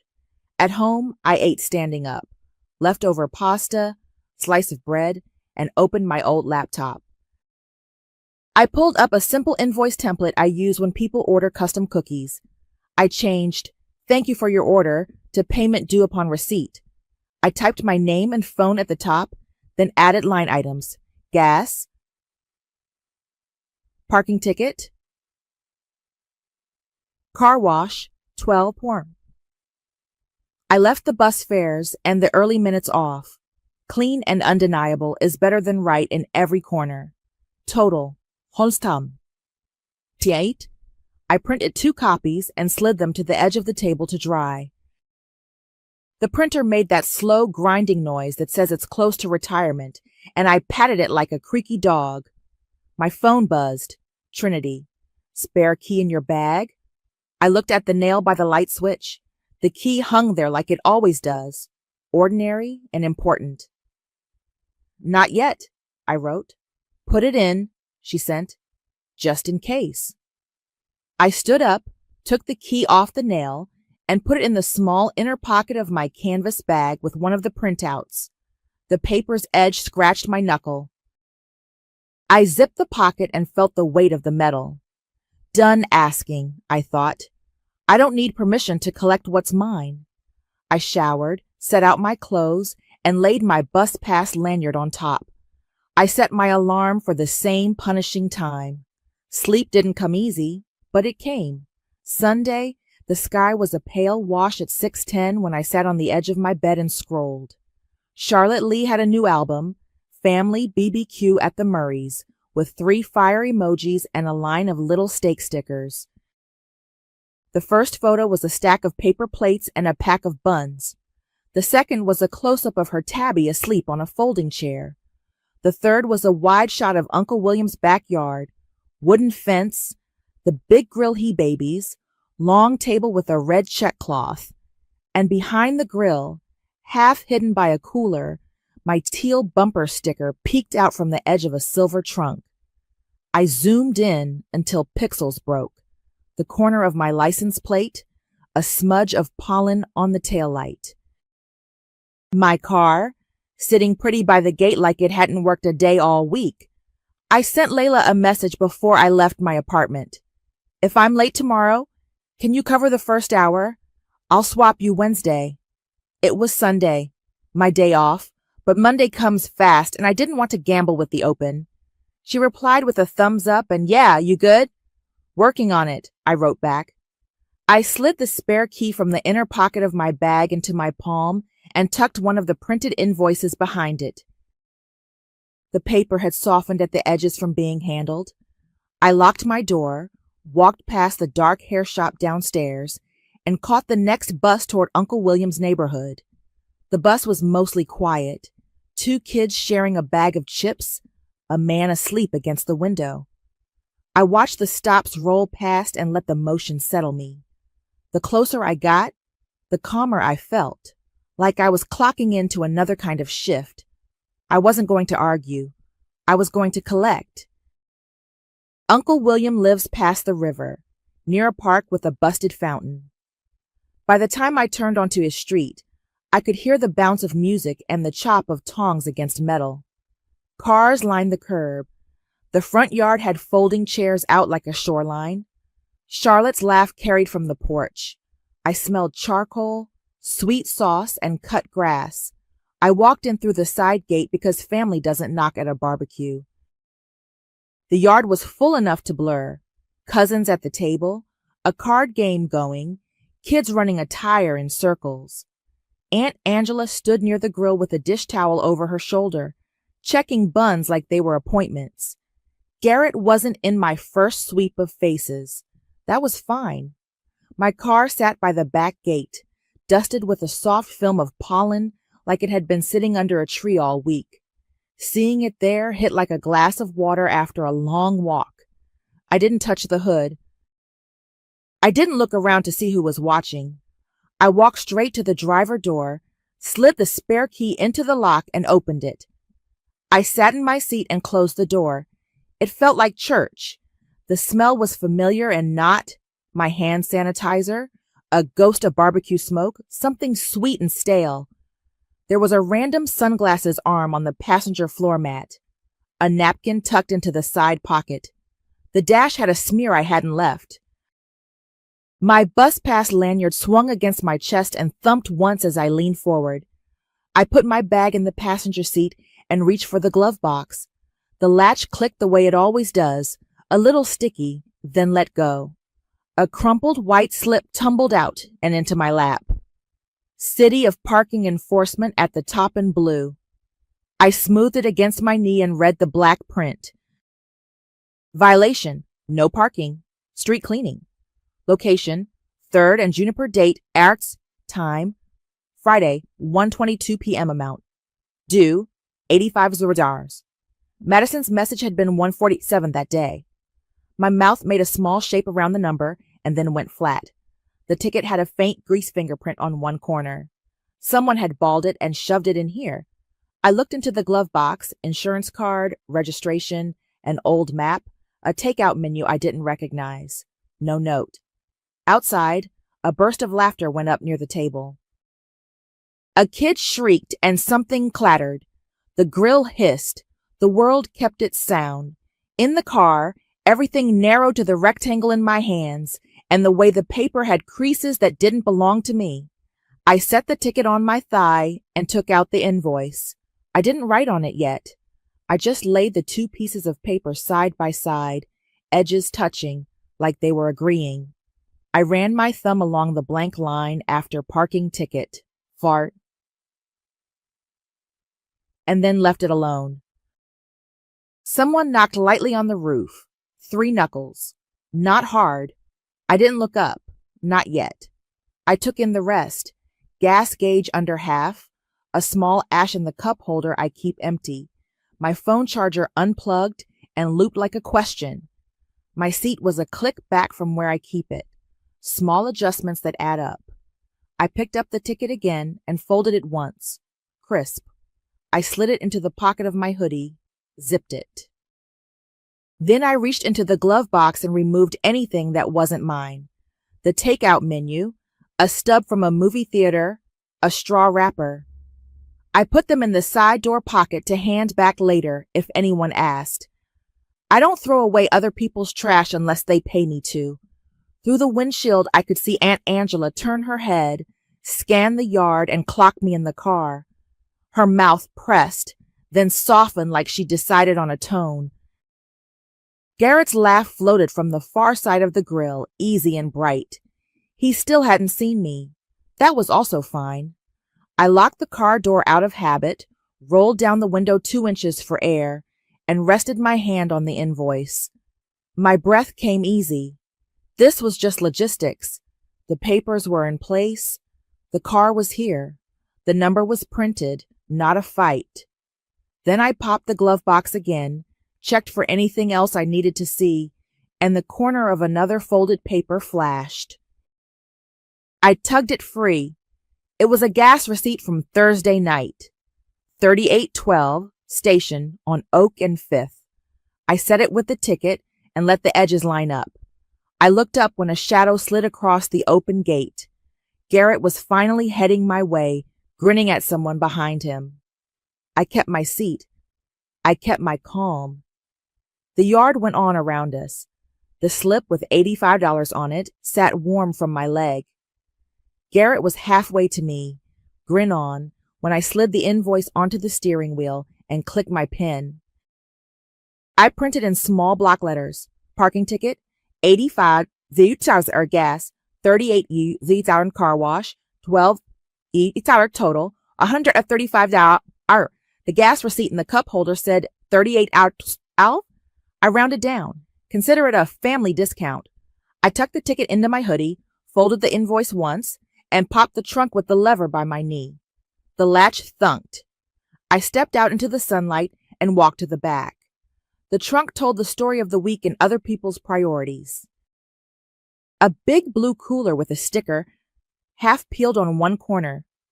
2 folding chairs, metal, scuffed, a roll of paper towels, a loose water bottle, a tangle of someone's jumper cables that weren't mine. I lifted the cooler, heavier than it looked, sloshing somewhere inside, and set it down by my feet. Then one chair, then the other, legs biting the grass a little before settling. Hey, hey! Tobias's voice floated from the card table like I'd cracked a piñata. He was in a tank top, cards fanned in his hand, mouth already tilted toward a laugh. Jazz, what you doing? Setting up VIP. I put the trunk down halfway so it wouldn't slam. Collecting, I said. Garrett arrived with that loose walk he uses when he wants to look unbothered. There you are, he said, like he'd been looking for me. He glanced at the chairs, the cooler, then at me. You should have told me you were coming. I'd have brought the keys. I don't need your keys, I said. I have mine. I held up the spare. My bus pass lanyard tapped my chest and swung once in the heat. He watched it, then looked away. He reached for the cooler handle. I put my foot lightly on the strap and didn't make a show of it. I unfolded the invoice and read it the way I read totals across the counter at work. Even and clear. Parking ticket, $85. Gas, $38. Car wash, $12. Total is $135. You can cash it or transfer it. When you square it, you get the cooler and chairs back. He blinked at me like I'd told a joke which needed time. Then he huffed out a laugh. A gas line? You're extra jazz. And a car wash? It's pollen. It's ash in the cup holder and fingerprints on a ticket, I said, still even. And the gas receipts in the car. I rounded down. Tobias snorted. She got receipts, he said to nobody, enjoying himself. Garrett made a face, the kind he pulls when he wants to make me feel like I'm being dramatic on purpose. You serious right now? In the middle of a cookout? He hooked his thumb toward the grill like the presence of meat-canceled math. City of Parking Enforcement is serious, I said. I nodded at the slip visible in my hoodie pocket. So am I. $135. Then you can load your cooler. He shifted his weight, reached for the cooler again, like if he got his hand on it, the conversation would evaporate. I moved it closer to my foot without taking my eyes off him. My voice didn't change. I'm not rolling the cooler until you pay, I said. It's collateral. A couple of heads turned. Charlotte edged closer with a paper plate and a curious angle to her eyebrows. The card game hushed. The grill hissed and popped, and Uncle William lifted a lid and didn't say anything, just looked over once and took in the pieces like he was checking the coals. Collateral? Garrett repeated, the word like gum he didn't know how to chew. Come on, it's me. It is, I said, and it's my car. He laughed again, quick and sharp. You could have just asked me later. Why are you making this a whole scene? He motioned like I dragged a spotlight out. I asked, I said. All week. He opened his mouth, then closed it. He looked past me, maybe for an exit line, maybe for his mother. Aunt Angela had been watching from near the buns. I saw the moment her eyes took in the bus pass lanyard against my shirt. Something in her face changed. Soft first, then sharper. Hold on, she said, stepping in, voice pitched to travel across a yard without being a shout. Jasmine's been taking the bus to open while you've had her car? The words hung over the patio like a lid. The hush that followed was a real thing. It settled on shoulders and quieted Tobias mid-smirk. Somewhere near the fence, a soda fizzed in a cup. Nobody moved. Garrett's smile slipped, like butter off warm bread. He looked at me, then at his mother, then back at the cooler. He suddenly didn't want that much. I held the invoice steady in my hand, the numbers clear in the sun. The yard had stopped to listen. Silence sat down on the yard like another guest. You could hear the grill breathe. You could hear a kid whisper, "Uh-oh," and get shushed. Garrett's mouth worked once, then stopped. He didn't look at me. He looked at Uncle William, like maybe the grown-up in the room would bail him out the way time has a few times before. Uncle William didn't move from the grill. He set the tongs on the side tray, wiped his palm on a towel, and met my eyes. One small nod. Not dramatic. Just a yes, like a ticket stub torn clean. Then he looked at his son. I kept my voice level. You'll get the cooler and chairs back when you square it. Garrett made a show of digging in his pocket for his phone, like he was humoring me. "You're making this weird," he muttered, screen already lighting his face. "Could have just asked me later." "I asked all week," I said. Tobias shifted in his chair at the card table, his grin sliding off. He stared at his cards like they'd developed new rules. Aunt Angela stayed near the buns, hands still, eyes on her son. She wasn't smoothing now.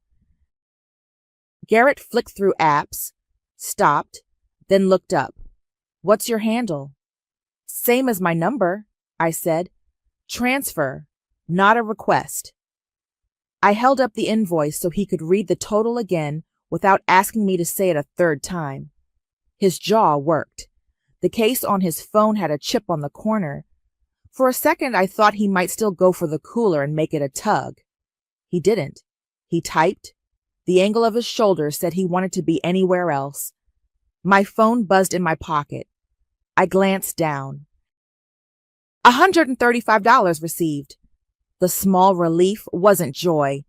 It was the click of a latch seating where it should. "Paid," Garrett said, trying for easy like he'd done me a favor. He didn't meet my eyes. "Thank you," I said. No extra words. I folded the invoice and slid it into my bag. I lifted the cooler by the handle and passed it to him. Then the first chair, then the second. Transaction complete. He took them without a joke. Tobias let out a breath like he'd been holding one. Charlotte's paper plate creaked quietly in her hands. I opened my driver door. The car smelled like smoke and cheap cologne and my own hand sanitizer. I put the key in the ignition, but didn't turn it yet. Garrett stepped closer, hand on the top of the door like he thought he could claim the space by touching it. "Keys?" he said, palm up. A little laugh like we were back on good terms. "I'll bring it by later." I looked at his hand, then at his face. "This is my car," I said. "We're done," he blinked. Confusion, then a flicker of heat. I'm really going to drive my car," I said. "Drop my set at my place. You can put it through the mail slot." He opened and closed his hand. He didn't argue with Uncle William 10 feet away. He didn't argue with his mother's eyes on him. He stepped back. The door was mine again. Aunt Angela cleared her throat. "Jasmine," she said, softer than I've heard her in a while. "You eat something before you go?" "I'm good," I said. It wasn't a spite. It was a fact. Uncle William lifted the tongs and set another rack to the cool side of the grill. "Drive safe," he said, like he always does when anyone leaves his yard, and that was permission enough for the air to move again. I turned the key. The engine caught like it remembered me. I checked my mirrors, which were wrong, and clicked them back to where they belong. My seat slid forward a click. The bus pass on my lanyard tapped my sternum and fell still. Garrett stood with the cooler at his feet and the chairs hooked over 2 fingers. He wasn't smiling. Tobias pretended to study the grill like it had math on it. Charlotte's phone was down at her side for once. A kid somewhere said, "Can I have another soda now?" And the world remembered how to talk. I eased the car forward, slow past the gate, careful not to clip the post. My hands felt steady on the wheel. I didn't look in the rear view until I was out on the street. When I did, the rectangle of the yard framed my family like a picture I knew well and had finally hung straight. At the stop sign, I put it in park and pulled my phone. My thumb found the family chat. My message came out clean, the way you write an address on a box you want to arrive. I hit send. The notification whooshed away, small and final. Then I turned left, checked my mirrors again, and let the Corolla do what it's for. I didn't overthink the message. At the stop sign, I typed it clean into the family chat. New rule. I don't lend my car. I offer rides if I'm driving. Trinity hearted it in under a minute. A couple of eye-roll emojis floated up from the cousins who react to everything. Uncle William tapped a single check mark. Then a private message from Aunt Angela. I'm sorry, Jasmine. You're right. Thank you, I wrote back. She sent a period, then nothing else. That was new. I turned right, drove straight to the gas station on Oak and 5th, and put 38 Zoras hours in, nozzle clicking off just under the last tick. Then the car wash on Larkin, the $12 quick wash with free vacuums. I fed the machine, watched soap curtain the windshield, and listened to the thump of the tracks under the tires. In the vacuum bay, I pulled the mats and took my time. Ash out of the cup holder, napkin scraps, the straw wrapper, the movie stub I hadn't asked for. He'd paid me. I tossed the trash. I wiped the dash with the cheap citrus wipes I keep in the glove box and clicked my seat and mirrors back to my marks. The car smelled like oranges and rain for a change. At home, I slid the spare key back onto the nail by the light switch, felt it settle into its old place. I put the second copy of the invoice into the manila folder where I keep registrations and oil change receipts. I sat at my table with my laptop and the ticket. The city's payment portal was ugly but worked. You enter the citation number and plate, and it pops up your debt like a magic trick. $85 due. I paid it with my debit and took a screenshot for my records. Money moved cleanly. His transfer in, the ticket out, the wash and gas done. Math balanced. The knot that had been sitting under my ribs all week loosened like something cut free. Monday, I left my apartment at 5 and took my own keys off the hook. The hair shop downstairs was dark and tidy. I drove, parked in my usual spot behind the bakery, and rolled the shutter at 5:56. Edward clocked me with his eyes when he came in. Good, he said. And that was it. A simple word that landed. Layla slid a tray into the oven and glanced over. Handled? She asked. Handled, I said. We didn't turn it into a story. The croissants rose and we did too. At 10:03, my phone buzzed. Garrett, can you take me to the store? I looked at the morning list. Another round of baguettes, a cookie order pickup at 11:30, and thought about my day. I can swing by Cedar at 6:30 after my shift, I wrote. If you're outside, I'll take you. If not, I can't wait. K, he sent after a pause. At 6:29, I pulled up to his block out of my way by 2 turns. He wasn't there. I let the engine idle for 2 minutes, then turned left toward home. My phone buzzed at 6:37. My bad. It's cool. It was cool. The next morning I woke to a text from him. You free later to run me to DMV? I answered the way I answer custom orders. I have a window 2 to 3. If you're ready at 2, I can take you. Otherwise, I can't. He said, bet. And when 2 o'clock came, he was on the sidewalk with his jacket on, quiet. I drove him and turned the radio low. He didn't ask for the keys. He didn't make promises. He thanked me when I dropped him. Quick and real. That was enough. Charlotte posted more photos from the barbecue that night. Dogs, plates, somebody's dominoes. No cars. She DM'd me a, you good? And I sent back a smile and a loaf emoji. Madison stopped in on Tuesday for day-olds. I tucked a scone into her bag and said, thanks again. She said, girl, like the whole week was one long shared eye roll. By midweek, the family chat shifted. Someone asked who could pick up soda for next Sunday. A cousin asked me for the number of my car wash. Aunt Angela dropped a recipe for peach cobbler and added, proud of you, Jasmine. Trinity sent me a photo of her new planner tabs because she knows what I like. I didn't make a speech about boundaries. I drove my own car. I hung my bus pass on the peg by my door and left it there, not out of spite, just out of readiness. The new rule wasn't a threat. It was logistics. It took the heat out of the ask. When someone needed a ride, they asked if I was going that way. If I was, I said yes. If I wasn't, I said no. It wasn't heavy.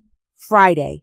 Edward nodded at my on-time clock-in and handed me a note from the owner about a seasonal special. A quiet week at work is its own kind of blessing. My calves didn't burn from a dark walk.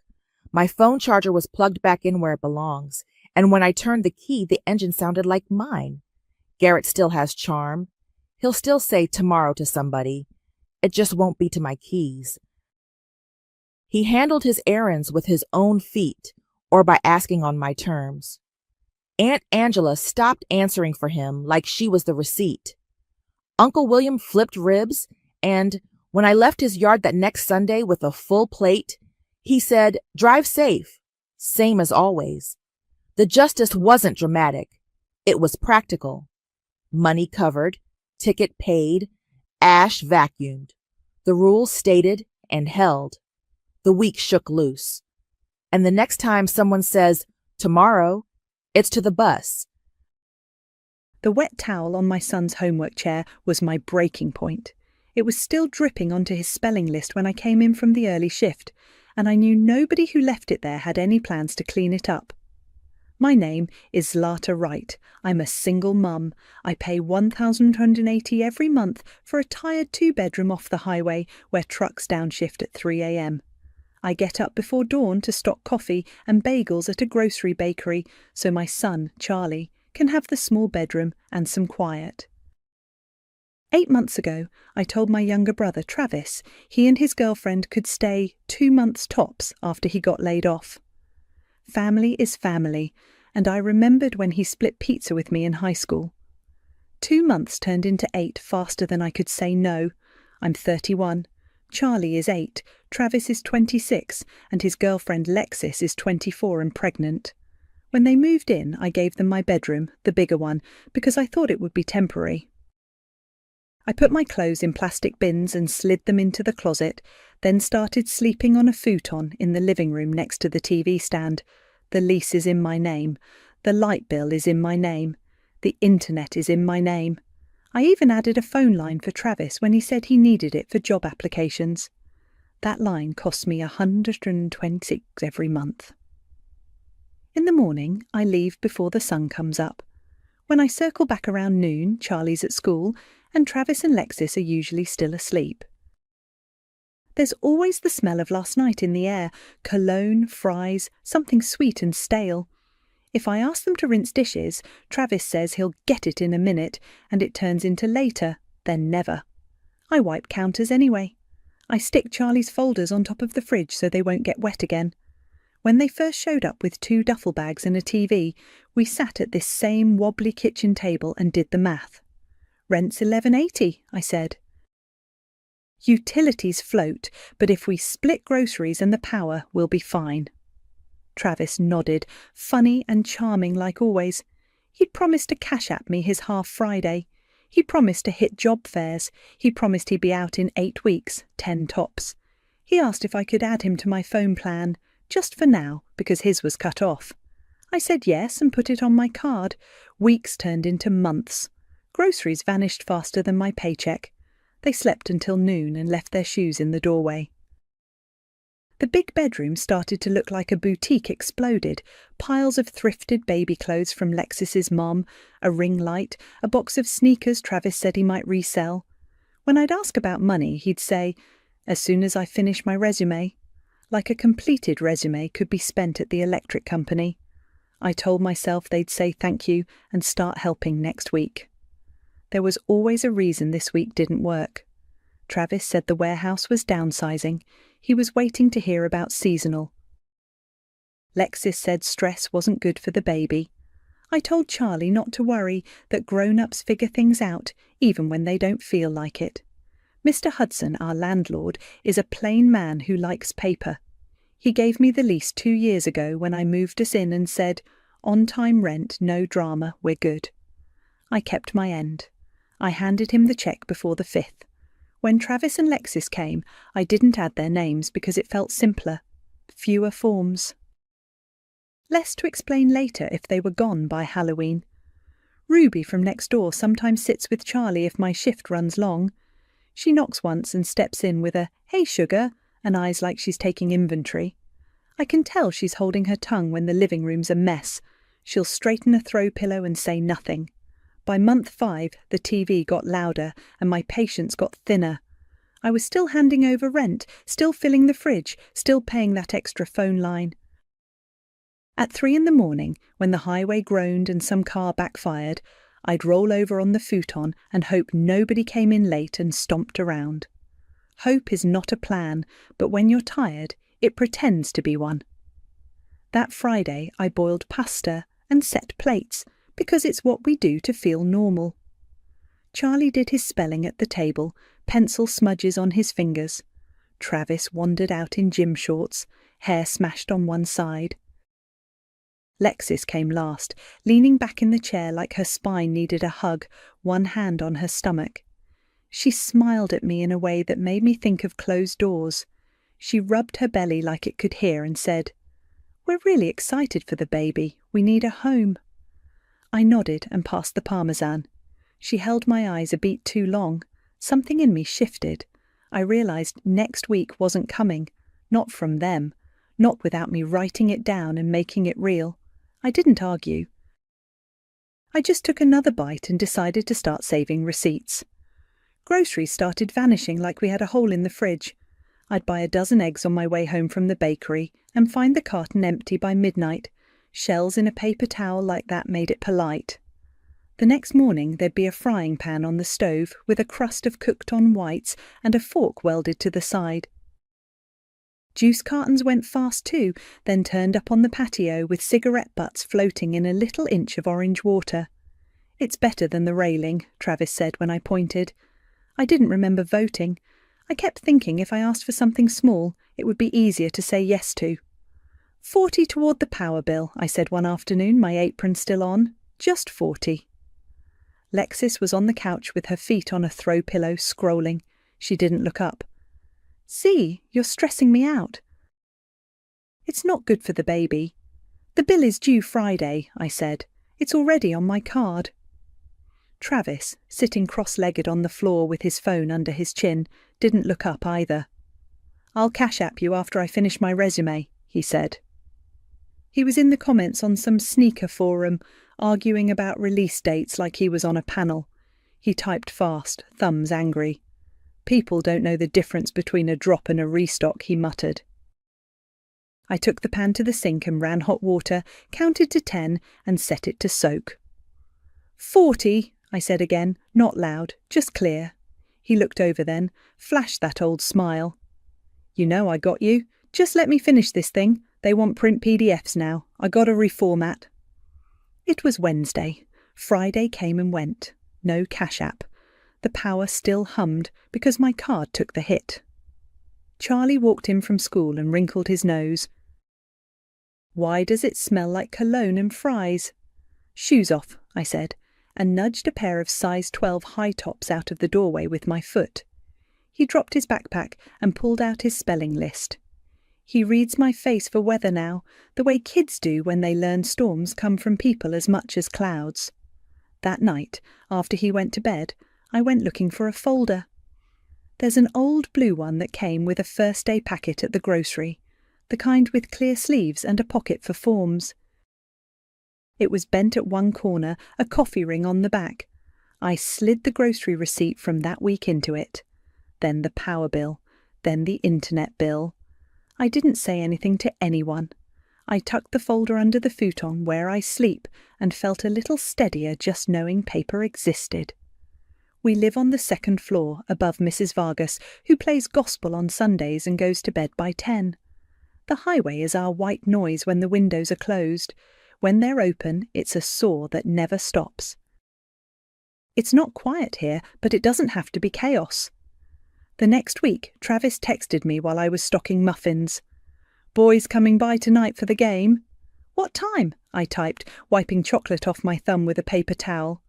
"Like 8. Chill," he replied. His name pops up as Travis Line on my phone, so I don't forget the $126 I'm paying for that privilege. "Charlie has school tomorrow. Keep it reasonable," I said. "Uptight," came back with a laughing emoji. At 7:30, I laid out sandwiches and cut apples for Charlie while he did his spelling at the kitchen table. The TV volume was already creeping up, some pre-game chatter and that bassy music that shakes picture frames. By 8, 2 of Travis's friends were in my living room, shoes on, hats backward, arguing about a coach like he owed them rent. Lexis perched in the big chair like a queen, hand on her belly, nodding along when one of them said, "This place is fire." "Good light." No one asked if they should take it down a notch. "Hey," I said, keeping my voice even, "we have neighbours below us and a kid trying to sleep." "We're good," Travis said, turning the volume one click lower with a showy flourish. "It's a big game." Charlie looked at me from under his lashes. I pointed to his workbook. He traced his finger under the next word and kept going. They laughed at the screen like it was in the room. The bass line hit on a commercial and my cabinets rattled. I closed my eyes and pictured the blue folder. Paper didn't argue. Paper didn't talk over me. My phone buzzed around 9:15, unknown number at first, then the preview rolled up, and I saw Hudson Properties in the text. I stepped into the hall to read. "Evening, Ms. Wright. Noise complaint from downstairs. Please remind guests of quiet hours after 9 p.m. Thanks." I stared at the message until the words stopped vibrating. "Mrs." Vargas must have called. She would never come up here and knock. She's polite to a fault. The TV whooped and the guys shouted like someone scored. Charlie flinched and set his pencil down. I walked back in and put my phone on the table face down. "Turn it down," I said to Travis. "Mr. Hudson texted. Quiet hours." Travis rolled his eyes but clicked the volume down again. 2 half-hearted taps. "People act like they don't know sports happen," he said to his friends, loud enough for me to hear. I picked up Charlie's empty apple plate and rinsed it. The text sat in my pocket like a pebble in a shoe. Paper, dates, names. I wiped the counter and slid the blue folder a little further under the futon with my foot. If I was going to fix this, it wasn't going to be by asking twice. It was going to be by writing things down. The morning after the noise text from Mr. Hudson, I came home from the bakery with flour on my sleeves and found my plastic storage bins stacked in the hallway like a barricade. The lid was half off one, a sweater sleeve poking out. "Why are my bins out here?" I asked, setting my keys in the bowl. Lexis's voice floated from the big bedroom. "We're reorganising the baby's room," she called, like that was a known fact, like we did a ribbon cutting and I forgot. I stepped to the doorway. The bedspread I bought on clearance was heaped in a corner. The ring light was up. Lexis was standing over a pile of onesies, folding them into tidy squares. Travis was sitting on the edge of the bed, scrolling with one knee bouncing. "That's my closet," I said. "Those are my clothes." "We need space for the dresser," Lexis said, not looking up. "It's just the hallway for now. Be careful not to trip." Travis finally glanced up. "It's temporary," he said, like he was reassuring me about a flight delay. "We got a lot going on." I slid the lid back on the top bin, pushed the stack tight against the wall and took a breath. The futon where I sleep is 6 feet away from that hallway. I'd be the one tripping at 3 a.m. I didn't say it. I pictured the lease with my name on it and let the picture do the talking inside my head. Around noon, Travis appeared where I was rinsing blueberries and said, "Can I borrow the car?" 10 minutes. I got to drop a form at the workforce place. 10 minutes, I repeated. 10, he said, flashing a smile. "It's on Maple. I'll gas it if the light comes on." "The light's already on," I said. It had been for 2 days. I handed him the keys anyway, wiped my hands, and set a timer on my phone because it made me feel less like a doormat. 10 minutes turned into 30. 30 turned into an hour. The timer went off and I reset it without thinking, then again. When he finally came back, a greasy bag rode shotgun.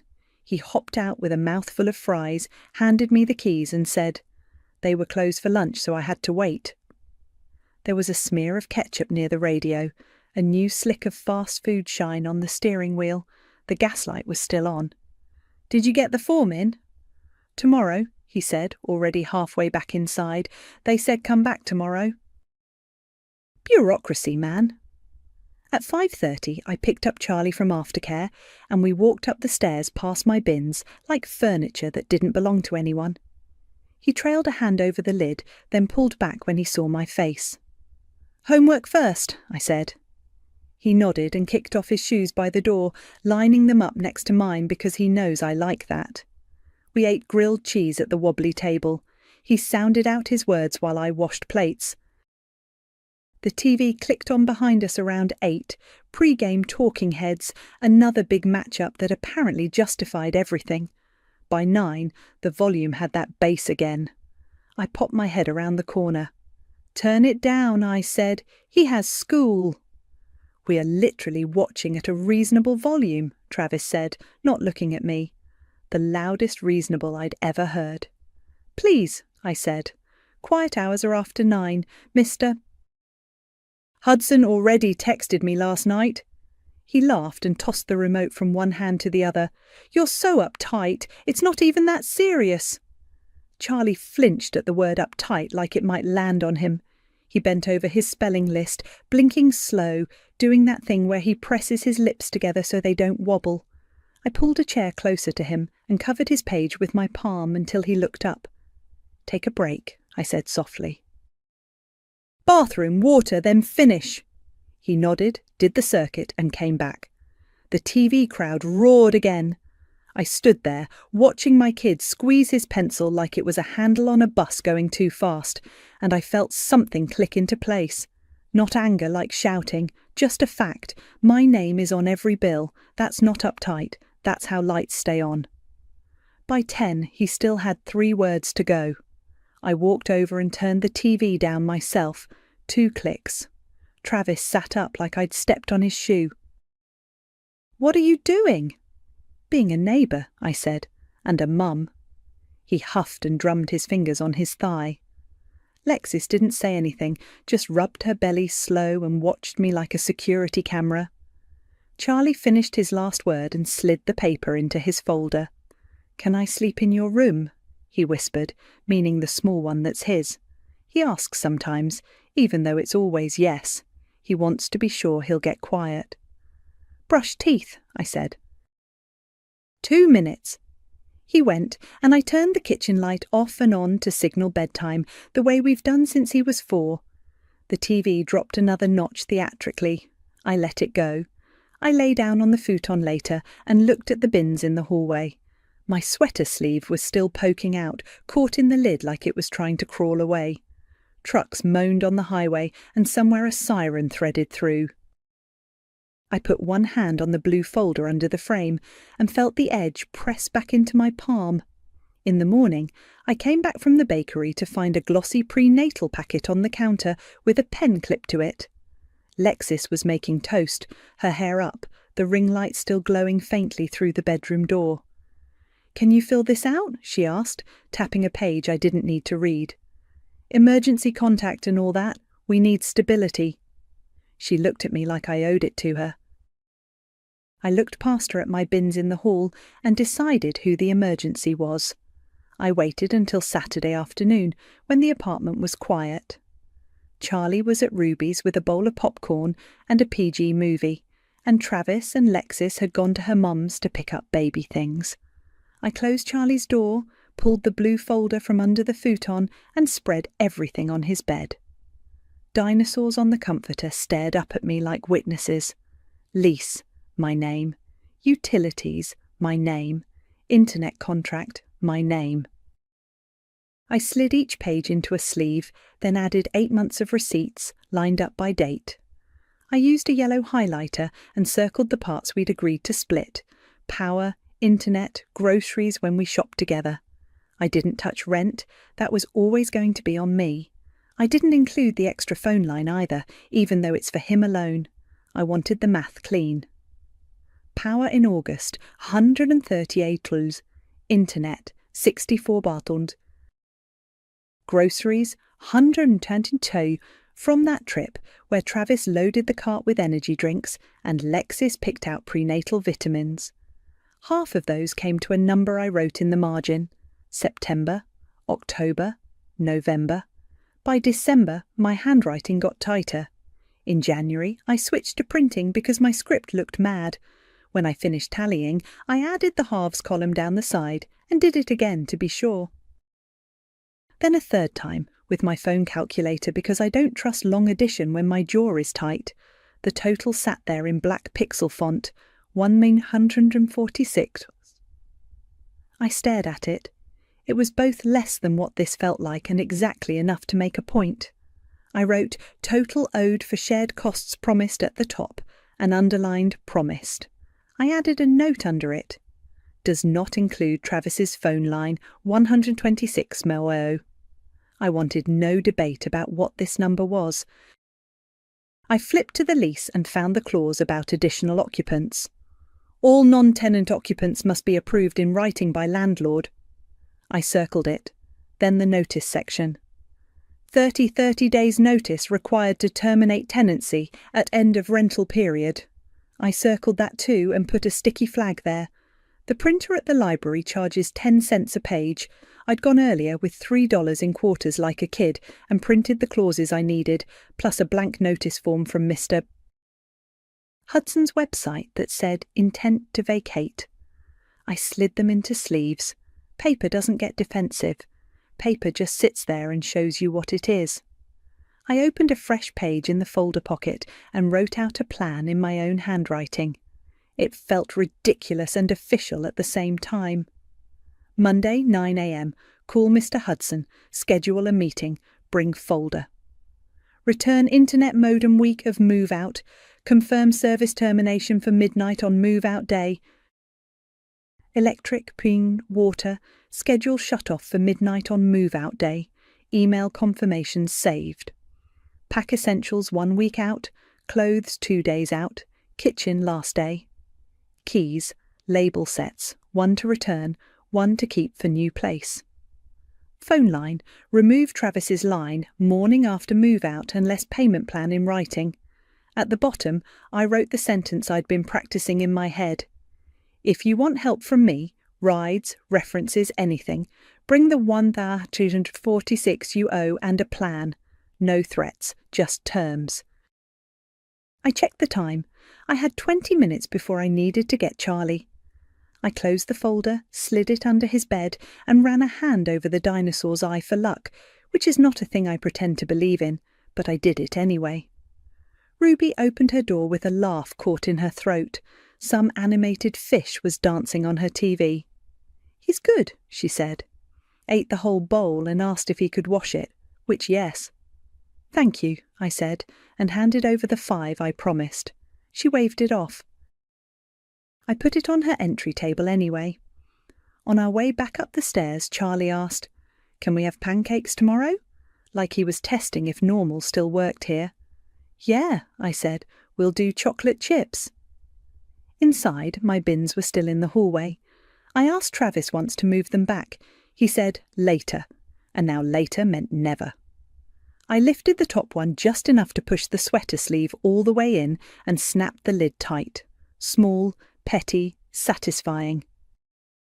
Lexis came in around 5 with a plastic tub of baby bottles and a look like she'd just walked through confetti. "My mum had these in storage," she said. "We're nesting now." "Great," I said, and put water on for pasta. It was a quiet kind of day, which felt like a gift I shouldn't examine too closely. While the water started to roll, my phone buzzed on the counter. Travis. "Dinner at 7. No question mark. No, you good? Just a calendar invite without the calendar." I stared at the words, and my stomach dropped the way it does on a sudden hill. The tone wasn't about pasta. It was about a decision. I could hear it in how he didn't hedge, how he didn't soften, like he'd already voted and expected me to count his ballot twice. I texted back, "Okay." I set 2 extra plates out because that's what we do. I lined up the cheap parmesan and the red pepper flakes. Then I pulled the folder out again and made sure the sticky notes didn't catch on anything.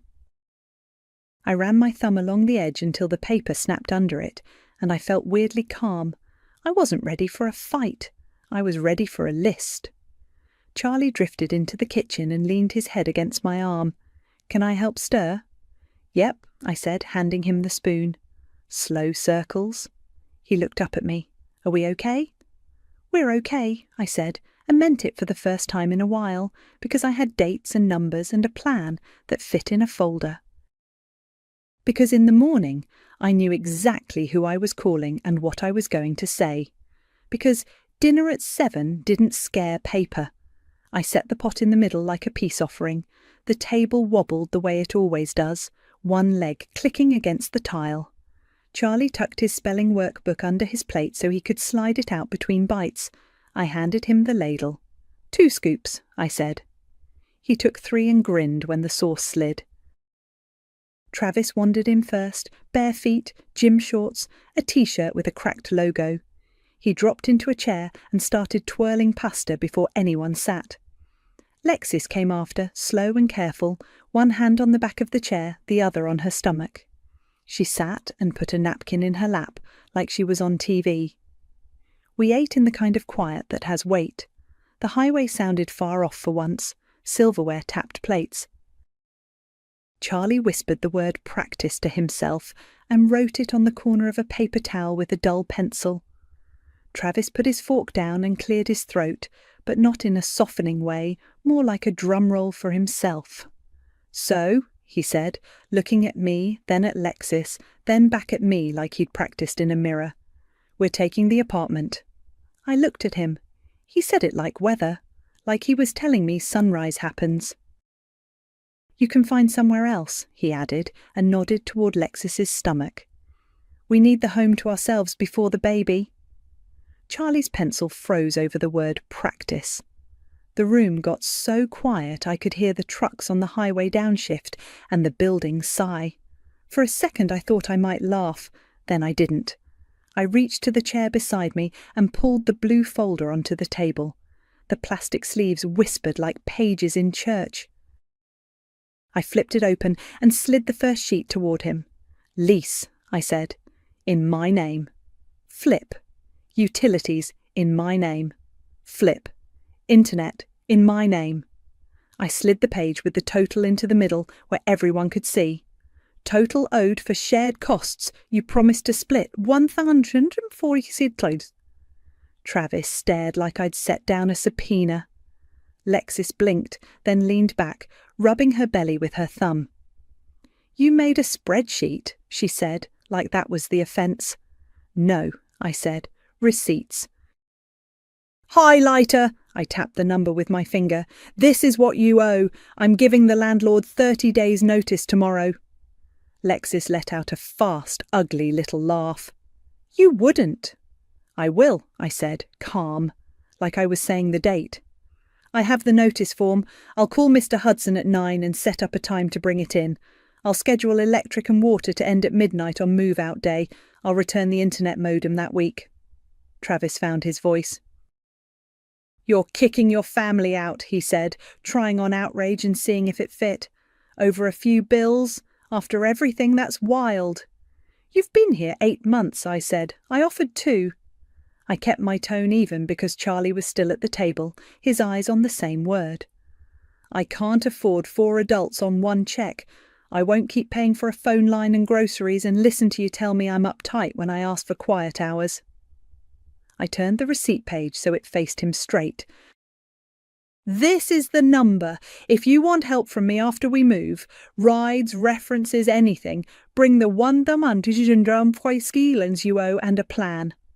I'm not paying your made-up math, Travis said, jaw tight. He didn't touch the paper. And you can't just end a lease, that's illegal. It's not, I said, and slid the lease clause forward, the one about notice. 30 days, end of the rental period. I pointed to Mr. Hudson's name at the top. I'll put my notice in writing tomorrow. It's all by the book. Lexis shook her head slowly, like she was disappointed in a toddler. This is stressful, Z. It's not good for the baby. I'm not yelling, I said. I'm setting dates. You'll have 30 days. I looked at Charlie and touched his wrist. He slid the workbook to me. I set it next to my plate and smoothed the crumpled corner. Travis pushed back from the table so fast the chair groaned. Where are we supposed to go? He asked, like I kept a spare house in my purse. I don't know, I said. Call your mum, call Beatrice, call the workforce centre you were supposed to drop a form at. I didn't stack my voice with anything. I let the list stand. He snorted, reached for the pepper flakes, then stopped like he remembered he was mad and put his hand back in his lap. You always do this, control everything. I pay for everything, I said. That's different. He looked at Lexis, looking for backup. She stared at the folder like it had personally betrayed her. We need a home, she said again, softer, as if repetition could turn it true. For the baby. I know, I said. That's why I'm ending this. This isn't a home, not like this. I put the papers back in order, smooth, sleeves facing the same way. The sound of plastic was the only sound for a beat. Charlie tugged my sleeve. Can I be excused? He whispered. Brush teeth, I said. 2 minutes. He slid off his chair and tiptoed, like quiet might help keep the peace. Travis stood so fast his knee hit the table. The plates rattled. You're making a mistake, he said, pointing down like he might poke a hole in the number. You're going to regret this. I won't, I said. I closed the folder and stood too. We'll be out in 30 days. I'll text you the exact date after I talk to Mr. Hudson in the morning. Lexis's mouth tightened. You wouldn't, she said again, but it sounded smaller now. I will, I said, and sat back down. I took a bite of now-cold pasta and chewed. It tasted like nothing, but my hands didn't shake. I already knew the phone numbers I'd call at 9. Paper had given me a path, and I was going to walk it. At 9 on the dot, I walked into the leasing office with the blue folder and a pen that worked. Mr. Hudson looked up from his desk, saw the folder, and nodded like we were already halfway done. Ms. Wright, he said, you brought paperwork. I did, I said, and slid the notice across. Intent to vacate, 30 days. He read, initialed the corners, and filled in a move-out date in tidy block numbers. We'll do a walk-through that morning, he said. 10 a.m. keys back the same day. He flipped to the lease clause I'd circled and smoothed the page with his palm. You've kept everything current, he added. Emails fine for confirmations? Yes, I said. I'll forward utilities shut-off notices too. I took my copy of the notice, folded it once and slipped it back into the sleeve. He liked paper. I liked that he liked paper. From there I drove straight to the internet office with the modem in a reusable grocery bag. The clerk scanned the barcode and printed a receipt. Service will end tonight, she said, sliding the slip to me. That's fine, I said. I'll use my phone hotspot for my son's homework. She raised her eyebrows like she didn't expect a plan. I put the receipt in the folder. In the parking lot, I called the electric company, then water. I waited through hold music and said the move-out date 3 times so no one got it wrong. Shut-off scheduled for midnight on move-out day, the rep repeated. You'll get email confirmations. Thank you, I said. When the emails pinged, I starred them and took screenshots just in case. Back home, I set the folder on the counter and started pulling our lives into boxes. Ruby slid her door open when she heard the tape gun. You need anything? She asked, already grabbing a stack of flattened boxes from her hall closet. Labels, I said. Sharpies. She handed me both. I can keep Charlie for a couple hours after school all this week if you need quiet to pack, she said. No charge. I'll trade you pancakes Saturday, I said. Deal, she said with her chin, and disappeared. Charlie came home and got very serious about labelling. Kitchen, he wrote, in big, careful letters on one, then looked at me. All caps or no caps? All caps, I said. He nodded like that was the right answer, and printed toys on another. He put his stuffed shark in a box and then took it back out and set it on his pillow. He rides in the car, he told me, not in a box. Approved, I said. Travis hovered in the doorway like a chaperone. You're really doing this, he said. Not a question. You're going to break up family over a calendar. I'm ending something that doesn't work, I said, wrapping mugs in dish towels. There's a difference. You're making it hard for us, he said. We're about to have a baby. I gave you 30 days, I said. You can call places, you can call your mum, you can bring the 140 kron and a plan, and I'll help where I can. He leaned against the frame and didn't move to pick up a box. You love making lists, he said, like it was a character flaw. I love sleeping, I said, and taped another seam shut. That week, the apartment shifted a few inches every day. Books disappeared from shelves. The good pan went into a box labelled Kitchen 1. I put our birth certificates and social security cards in a zippered pouch and set it in my purse. I emailed my manager to confirm I could take 2 mornings off at the end of the month for the walkthrough and the move. She wrote back, "Got you," with a thumbs up emoji. I said thank you, and I meant it all the way down to my shoes. Lexis started calling the big bedroom the nursery without looking at me. She moved a stack of baby clothes onto the dresser where my socks used to be and didn't ask about the bins in the hall. When she caught sight of the modem gone, she said, "Seriously?" "Internet's off," I said. "We don't need it for 3 more weeks. If you need to do something, the library's open late." "That's stressful," she said. "I know," I said, because it was. I turned my phone hotspot on for Charlie that night so he could look up a map for social studies, and he did his homework with 3 bars and patience. Every few days I sent myself one text: move out, date, keys, walk through at 10.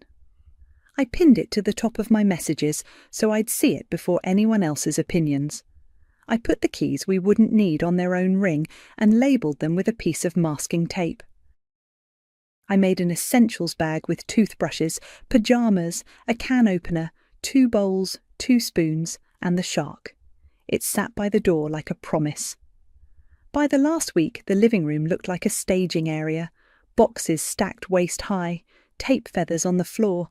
Charlie drew a floor plan of new place on a sheet of notebook paper, even though we hadn't set foot in it yet. "Bed goes here," he said, pointing to a rectangle. "Sure," I said, because I could picture a bed and quiet, and that was enough. Travis kept poking at the same bruise. "You're ruining family," he'd say in the doorway, watching me fill another box. "You don't even care." "I care," I said. "That's why I'm doing it like this, with notice and dates and a clean slate, so everybody knows where they stand." The night before move-out, the apartment was an echo. The futon was folded.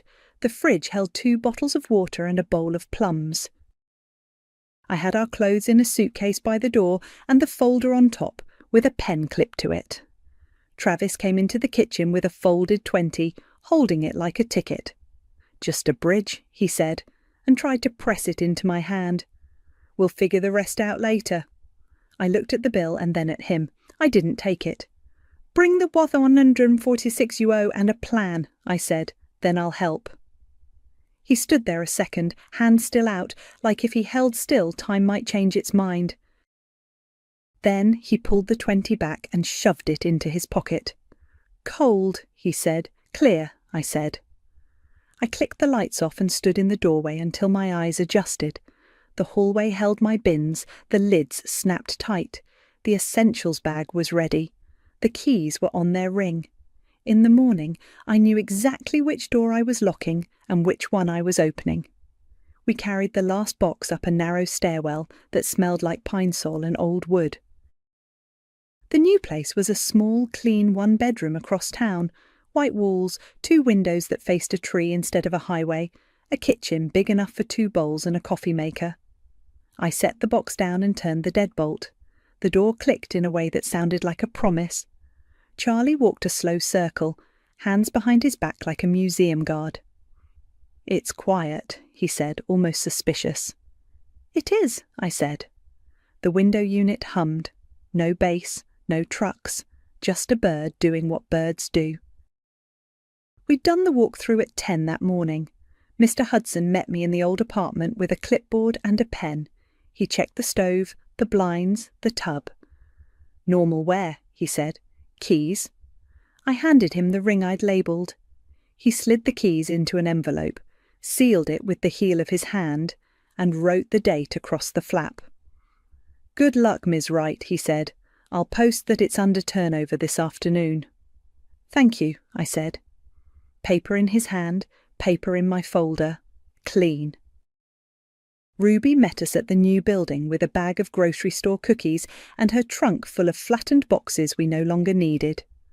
"I like it," she said, peering in. "No wobble in that table leg." She squeezed my shoulder and left with a, "Call me if you need a ride." We didn't rent a truck. We took 3 trips with my car because most of what we own fits in boxes and a back seat. By 3, we had a mattress on the floor of the bedroom, a lamp, and Charlie's stuffed shark sitting at the top of the bed like a guard. I set the coffee maker on the counter, plugged it in, and ran water through just to smell it work. On our last trip past the old place, there was a white paper taped to the door at eye level. "Unit under turnover, do not enter Hudson Properties."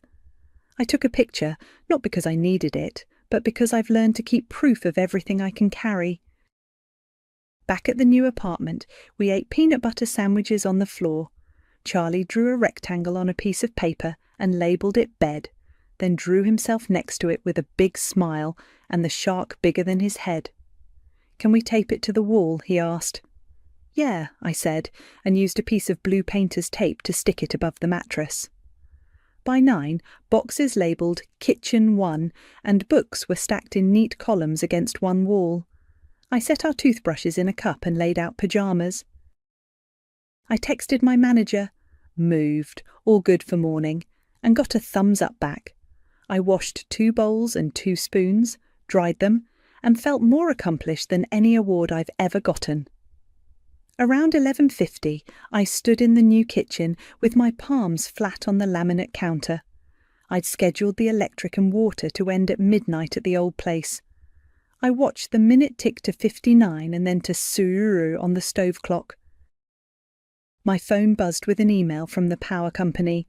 "Service ended." A minute later, another from water. "Final read complete." I exhaled like I'd been holding my breath for a year. At 12:06, my phone lit up with an unknown number. I let it ring twice, then picked up. "Hello?" "You're foul," Travis said, background noise like someone else's living room. "Lights are out, water's off, we can't even flush. You really did it." "You had 30 days, I said. "I told you exactly when shut-off would be." "You added me to your phone line," he said, voice climbing. "I can't even call people if you're going to play games with that now." "I'm not playing games," I said. "I'll remove your line today." I kept my voice even and looked at the email stack on my screen like I was reading off a recipe. "If you want help from me, rides, references, anything, bring the $1,140 you owe and a plan." "That number is fake," he said, like words could erase paper.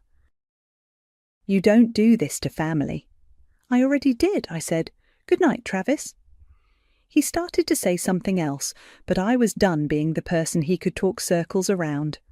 I hung up, set the phone face down, and pressed my hands flat to the counter again. The laminate was cool. My arms trembled like I'd just lifted something heavy. Maybe I had. I brushed my teeth in the new bathroom and peeked in on Charlie. He'd rolled toward the wall, one hand on the shark's fin, breathing deep.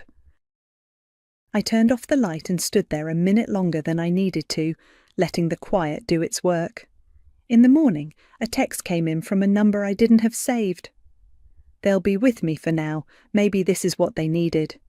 "Beatrice?" I stared at it, then typed back, "Thank you for letting me know." No smiley faces, no extra words. I tapped the carrier app on my phone, found Travis's line on my plan, and hit remove. The screen flashed a confirmation. Clear. I made coffee in a kitchen that belonged to me and put 2 bowls on the counter. Charlie padded out in his socks, hair messy, eyes clear. "Did I sleep all night?" he asked, surprised. "You did," I said. "So did you," he said, like it was something rare. "I did," I said, and the truth of it made my shoulders drop. The bird outside tried on a new song. the door locks with one turn here. I did it without thinking when I got up for coffee, and it stayed quiet. That was the whole point. The first morning in the new place, I woke up before my alarm and didn't know why at first. Then it hit me.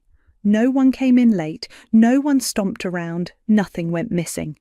Charlie had rolled toward the wall and slept straight through. The stuffed shark was under his arm like usual, but his face looked looser, like someone took off a tight hat. I got up, locked the door with one turn out of habit, and made coffee in a kitchen that didn't have to make room for anyone else's mess. I set 2 bowls on the tiny counter and poured cereal. When Charlie padded out, he blinked at the bowls and smiled at the quiet like it was a joke we both got. "Do we have to whisper?" he asked. "No," I said. "We can just talk." We tested the new morning route. It's a straight shot to his school if we leave 10 minutes earlier. He timed it on the car clock and announced we were on schedule when I pulled up. I kissed the top of his head and headed to the bakery. My manager gave me a look that said I had flour on my cheek and then handed me a tray.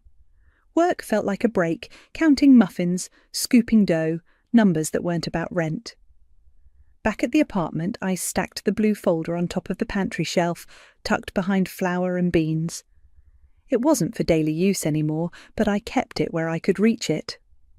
I taped Charlie's drawing of the floor plan above his bed and hung a cheap curtain on a tension rod. The window looked at a tree. It was enough. By Wednesday, we had a small rhythm. Shoes lined up by the door, keys in the bowl, dishes washed before bed. I used my phone hotspot for homework. It wasn't fast, but it worked. I let the internet wait a week because I liked seeing the little bars and deciding when they mattered. Travis texted from an unknown number on Thursday afternoon. "Add my line back. Can't do anything like this." I typed the same sentence I'd written on paper and repeated at the table. "Bring the $1,246 you owe and a plan." He replied, "I'll get you next week, then. For real." Then a picture of a job application like the pixels proved something. I answered with the same line again and set the phone face down. Paper doesn't budge, neither did I. Saturday, I kept my promise. I invited Ruby over for pancakes. She showed up with a little plant in a ceramic mug and a grin that said she approved. "Place looks good," she said, peeking into the bedroom. "That wall needs a picture." "I'll find you something at the thrift." We ate at the counter because the table was still a card table. Charlie put extra chocolate chips in the last batch and flipped one with too much confidence. It folded in half and he laughed so hard he couldn't breathe. While he cleaned the bowl, Ruby pulled out her phone. "You want to hear something?" she said, eyebrows up. "Don't bite my head off for knowing this." "Go ahead," I said. She showed me a photo from social. Lexis's mum, Beatrice, had posted a list on a fridge with chores at the top and names next to boxes. Under bedroom, both their names were written in a neat hand. "They're with her for now," Ruby said, tapping the screen. "Sharing a room. Looks like a chart situation." I didn't feel a spark of triumph, more like someone put a book back on the right shelf. "Good," I said. "Maybe that's what they needed." Ruby pointed at my plant. "Water that once a week," she said, "and if you hear anything from your brother, don't open the floodgates." "I won't," I said. The pan hissed as I ran water over it. Small, normal sounds. A couple more texts came in Sunday morning from different numbers. "If you could just front the line for a month," one said. "We have things happening." Another, "Can you help with a deposit, just for now?" I sent the same reply to each. "Bring the $1,146 you owe and a plan." After the second one, there was silence. Not peace, but silence I didn't have to manage. That afternoon, I took Charlie to the park across the street. He timed himself on the monkey bars and announced he beat his own record. We sat on the bench and split a granola bar. He leaned his head on my shoulder. "It's less loud inside me," he said, searching for words. "I know what you mean," I said. The next week, I called the internet company and set up the cheapest plan. The tech asked if I wanted their modem or to use my own. Yours, I said, clear on who owned what. I gave him our new address and felt a small glow when I said it out loud. I still keep the blue folder.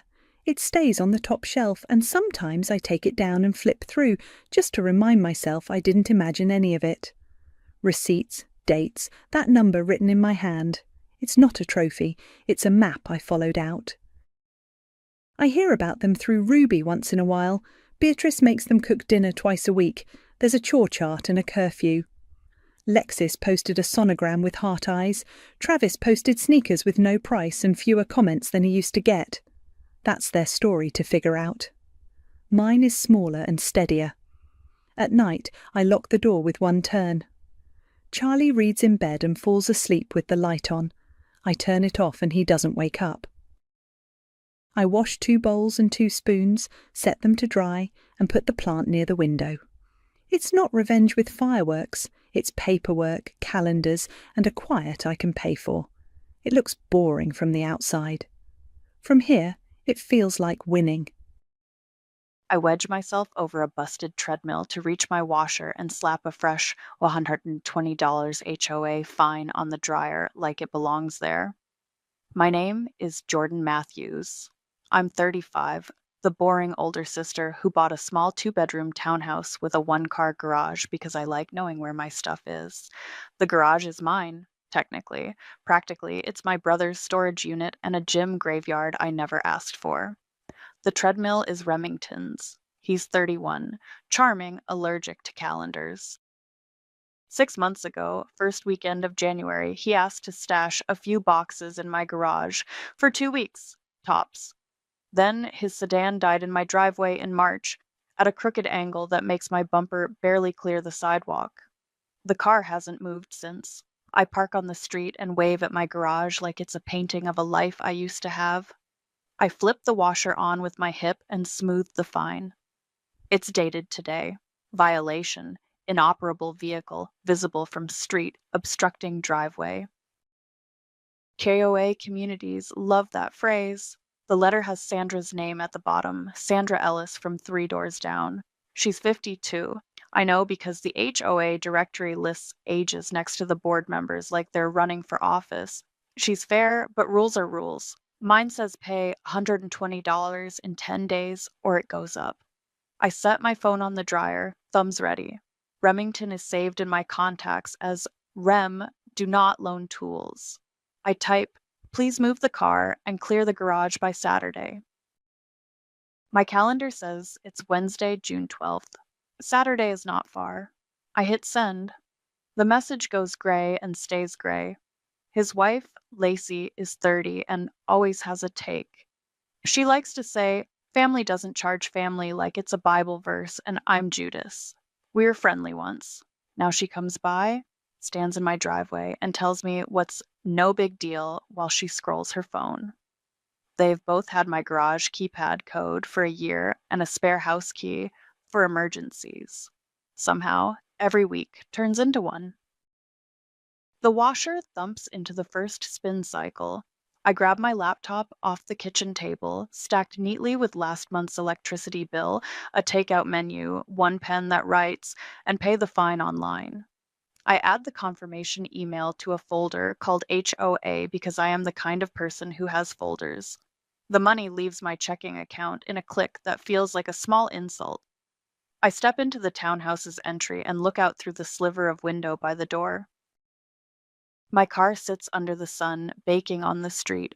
Faded chalk from Maggie's kids is still on the sidewalk, a hopscotch course and a crooked sun. Maggie Brown is my next-door neighbor and friend, 38, PTA energy, quiet when I need her to be. Last week, she handed me a pack of laundry pods over the fence with a face that said I didn't need to say it out loud. She sees things. The garage smells like cardboard and old rubber. Rem's boxes are everywhere, not just a few. There's a stack of plastic bins labeled sports in his handwriting that gets loopy when he's trying to look organized. A set of broken speakers, an old duffel that never grew up past college. The treadmill sulks against the washer, dead, like it knows it's in the way. I text him again. Saturday, 9 a.m. latest. The little typing dots don't even tease me. I'm used to this rhythm. Rem is 2 days late and a joke ahead. He'll breeze in with a story about a flat tire on his dog's birthday, and I'll make space, again, because I don't like scenes. Our mom taught us that. Rhea is 62 and allergic to conflict the way some people are allergic to cats. Be nice, she says, like it's medicine. He's your brother. The dryer door makes a hollow clack when I shut it on the fine. I stand there a minute anyway, listening to the washer knock its way into balance like it's trying to walk off the treadmill. I open the garage door and step into the driveway. The sedan is there, dull and stubborn. Rem left it half-turned like he meant to come back in 5 minutes. The registration sticker is old enough to be a joke. I tried the ignition in April just to see. It coughed once and gave up. The battery is definitely gone. So is my patience.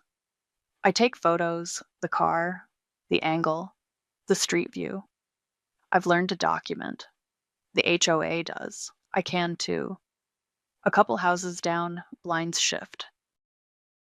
People notice things on this block: the neat lawns, the trash cans tucked by 5 p.m., the woman with the garage she doesn't use. Back inside, I stack my laundry basket on a cleared square of floor and set my phone alarm for Saturday at 8:45 a.m. It's ambitious for someone who doesn't do mornings, his words. I stare at the gray message on my screen until the washer dings. I'm done letting his emergencies eat my life, I tell the empty garage, and I mean it. My phone lit up while I was pouring coffee, a laughing emoji, then next weekend for sure. I stared at it long enough for the steam to thin. I texted Rem yesterday, move the car and clear the garage by Saturday, and he waited until Thursday morning to send a joke. This Saturday, I typed back. June 15th, not next weekend. 3 dots, then nothing. Then the family group chat pinged. Matthew's fam, the one my mom uses to send pictures of her plants. Lacey. Dramatic much? It's a driveway, not a hospital. Me. It's also an HOA fine. Again. Lacey. Family doesn't charge family, Jordan. You know that. I rubbed my forehead. I hadn't said a word about money, not yet. But Lacey loves to jump to the part where I'm the greedy one. Rem dropped a photo of his SUV dashboard like I needed proof he owns a car that works, and wrote, "Got slammed at work, sis. Next weekend I can do the whole thing." Me. The car has to move. The garage has to clear. Saturday morning. Rem. Don't make this a thing. I put my mug down and scrolled up, thumb flicking through 6 months of our digital greatest hits. January 6. 2 weeks tops. January 25. Can't get to it. Snowed in. February had a selfie of him in a hard hat. I don't think he returned. March 2nd.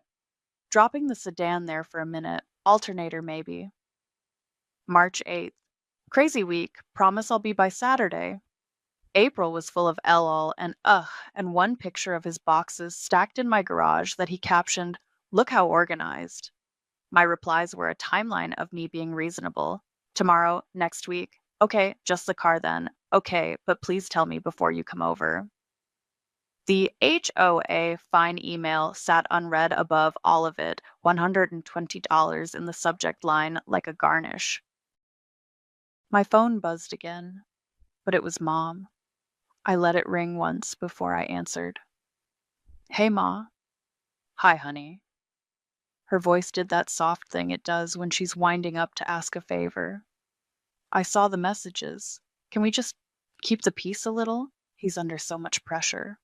"We're all under pressure," I said, keeping my tone flat. "My car's on the street, I'm getting fined, and he knows the rules." I know," she sighed. "He told me he's going to make it right next weekend." "Why don't you give him until then? Be nice." "For me?" I heard myself say it before I could stop it. "If he moves the car by Friday, I'll give him until next weekend for the boxes." "Thank you," she said, relieved so quickly it made my stomach twist. "You're the best. You always keep things together." I hung up and stared at the counter. I just negotiated against myself while his dead sedan sat like a lawn ornament. The washing machine hummed in the garage like it was agreeing with me. I opened the door and looked at the treadmill wedged sideways, the tower of bins labeled sports, tools, and one that said MISC in Sharpie and bravado. The sedan out the window was the same dull gray it had been yesterday and the day before, the registration sticker aging like bread. I pictured Saturday morning, him rolling in late, charming as ever, and me holding the garage open like a hotel concierge. I went back to the table, opened my laptop, and pulled up a blank document. The cursor blinked at me. Storage terms looked ridiculous in the header until it didn't. I started typing. 2-week grace period for voluntary pickup, starting the day the terms are delivered. After that, $5 per day storage fee. Saturday pickup window 8-9 a.m. only. Hauler scheduled for 9:30 a.m. Tow notice to be posted on inoperable vehicle per HOA rules. Access code to be shared during pickup window only. Written communication only. No drop-bys. I paused, listening to my own breathing. My hands were shaky in that full body way that feels half fear, half engine starting. I wasn't inventing something cruel. I was writing down what any storage unit would tell him without apologizing for the font. The group chat pinged again. Lacey, you can't tow his car, OMG. Me, the HOA can. They sent the fine. I've paid 2 now. Rem, sis, come on, next weekend, promise. Me, car by Friday, garage Saturday, 8-9 a.m. If you want a later time, schedule next Saturday now. Rem, I can't do mornings. Me, then schedule next Saturday, 8-9. 3 dots, nothing. I saved the document and printed a test page just to hear the machine work. The page slid out warm. You're really doing this? I said out loud, which is something people who live alone do and don't admit. The answer was the draft in my hand. I put the paper on the fridge with a magnet shaped like a lemon and texted Maggie. You around tonight? I might need to borrow your calm face. She wrote back 2 bubbles. Always. And a thumbs up. I set another reminder in my phone. Friday. Follow up on car. Saturday, 8:45 a.m. Alarm. The calendar squares looked small and manageable. The anger that had been buzzing just shifted into something steadier. If he didn't want terms, he shouldn't have turned my house into his someday project. I took a breath, opened my laptop again, and kept typing. By lunch, I'd had enough of the dots not appearing game. I printed the terms, all 2 pages, with headings and bullet points like I was making a meeting agenda for one specific man who never reads agendas. I addressed 2 envelopes at the kitchen table, one to Rem, one to Lacey. Same address. I added certified mail, return receipt requested, like the post office lady taught me when I had to send a rent check once that a landlord claimed never arrived. I slipped the pages in with a short cover note. Please read these terms. Effective on delivery. At the post office, the line was the usual mixture of people with armfuls of Amazon returns, and one guy arguing about passport photos. I filled out 2 green cards, wrote my address in block letters, licked 2 too many flaps, and paid the clerk. She stamped everything with a satisfying thunk and slid the receipts back to me with tracking numbers circled. You'll get emails, she said, like she could see the folder structure in my brain. Back home, I went straight to the garage. I pulled a clear plastic tote from the stack and wiped the lid with my sleeve. I wrote, Remington, read this first in thick block letters. I taped a copy of the terms to the inside of the lid and another to the outside in case he tried to pretend he lost it between the driveway and the door. The tote went on top of his tools bin, so it would be the first thing his hand touched. The terms were simple: 2-week grace period for voluntary pickup starting the day you receive this. After that, 5-day storage fee until removal, Saturday. Pickup window 8-9 a.m. only. Plan ahead. Hauler scheduled for 9:30 a.m. on Saturday, June 15th to remove unclaimed items. Tow notice posted on inoperable vehicle per HOA rules. Tow may occur after the notice period. Access code will be shared during the pickup window only. No drop-bys without written confirmation. I read them twice, fixed a typo, and then started logging. I opened my phone's camera and walked through the garage like an insurance adjuster. I took photos of each stack and said out loud, his or mine, just to keep my head straight. His, 3 bins labeled sports, one with a cracked lid. Mine, 2 folding chairs, a box of holiday lights. His, broken speakers. Mine, the broom I can never find because it migrates behind his stuff. I made a folder called Rem, June, and moved the pictures in as I went. The treadmill got 3 shots, brand sticker, model number, the way it blocked the washer. Then I changed the garage keypad code. I had to pull the opener manual from a drawer and climb on a stepladder, which felt ceremonial. I pressed the little learn button until the light blinked, entered a new code, and tested it twice. The old code, the one they've been using like a library card, did nothing. I rolled my shoulders and felt 10% taller. Out in the driveway, the sedan baked in the same spot it's been baking since March. I printed "Tau notice" in huge black letters on a piece of cardstock, then typed up a formal notice on my laptop with the HOA clause number from the fine. I put today's date and the time and added "inoperable vehicle in violation of HOA rules." Tow may occur 72 hours after posting. I slid the printed notice into a sheet protector because I live in a place where sprinklers don't care about paperwork, and tucked it under the windshield wiper. I took photos from 3 angles with the house number visible and the timestamp on my phone. Back inside, I drafted an email to Sandra. FYI, posting tow notice on the inoperable vehicle at my driveway today at 6:18 p.m. per section 8.3. Photos attached. Please let me know if there's any additional documentation you need from me. I sat there with the cursor over send like I needed someone to witness the moment. Then I hit send. 5 minutes later, my doorbell rang.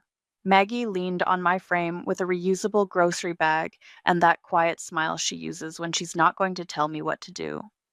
You want a baguette? I bought 2 because I can't do fractions. I laughed and took it. You'll have to eat it in the garage, I said, and stepped back so she could see the tote with the warning label, the taped terms, the neat stacks. She whistled low.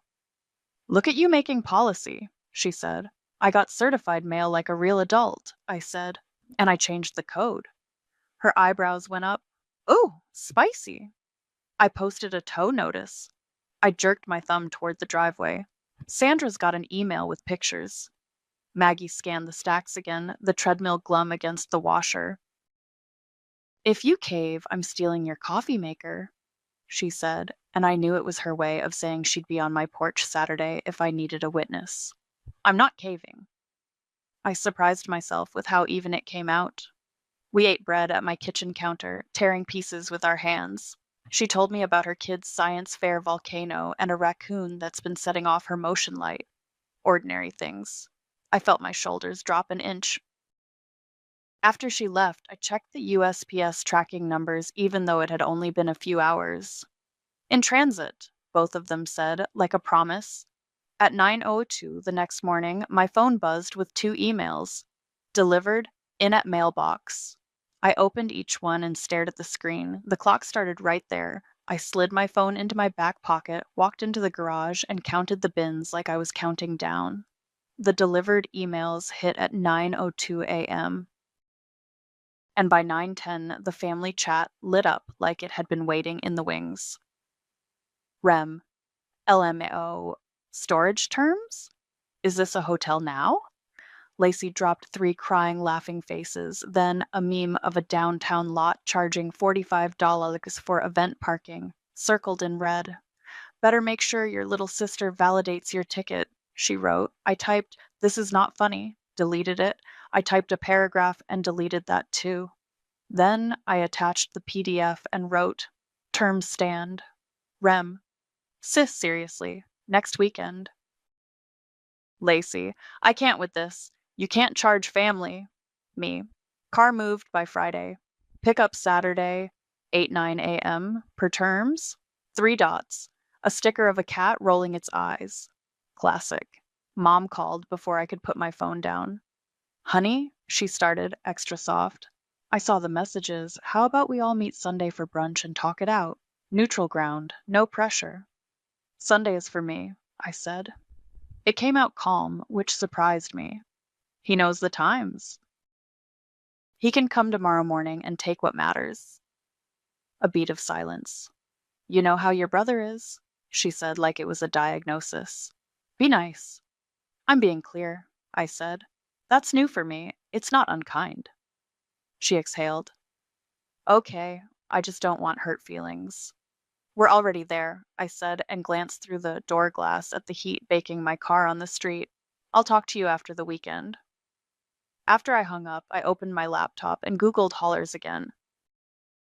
I'd written Jorge 930 in the terms because he'd been the only one who called me back last month when I needed a fridge carted off for my neighbor. I found his number in my email and dialed. Reyes Hauling, a man said, bright like he actually liked his job. Hi, Jorge, it's Jordan. Townhouse with the one-car garage and too much of my brother in it. He laughed. Hey, Jordan, Saturday still on? 9:30? Yes, I said. Can you do a mix? Broken treadmill, some electronics, bins with miscellaneous junk, ground level, driveway access. No stairs? He asked. No stairs? Cool. Electronics we take to e-waste, treadmill we can scrap if any of it turns out to be hazardous. Paint, solvents, we can leave it aside or I can quote it separate. Got it. I'll sort those, I said. What do you need from me now? Small deposit to hold the slot, he said. 50's fine. Text me your address and any gate codes. We'll text when we're close. I read him my address again, paid the deposit while we were on the phone, and got a confirmed Saturday 9:30 text before we hung up. Sandra replied to my email mid-morning with a simple, received, thank you for documenting. No lecture, no warmth, just the kind of professional line that means I'm doing it right. It steadied me way more than it should have. Work slid by in a blur of spreadsheets and an overlong check-in that had nothing to do with my real life. At 5, I shut my laptop, tied my hair up, and pulled out a roll of blue painter's tape and a Sharpie. I stood in the garage doorway for a second with that feeling like you get before moving day. Deep breath, focus, go. I relabeled his stacks to make them idiot-proof. Tools, electronics, sports junk, random. Anything that was mine got a strip of tape that said J, so there'd be no confusion when Rem started throwing accusations around like confetti.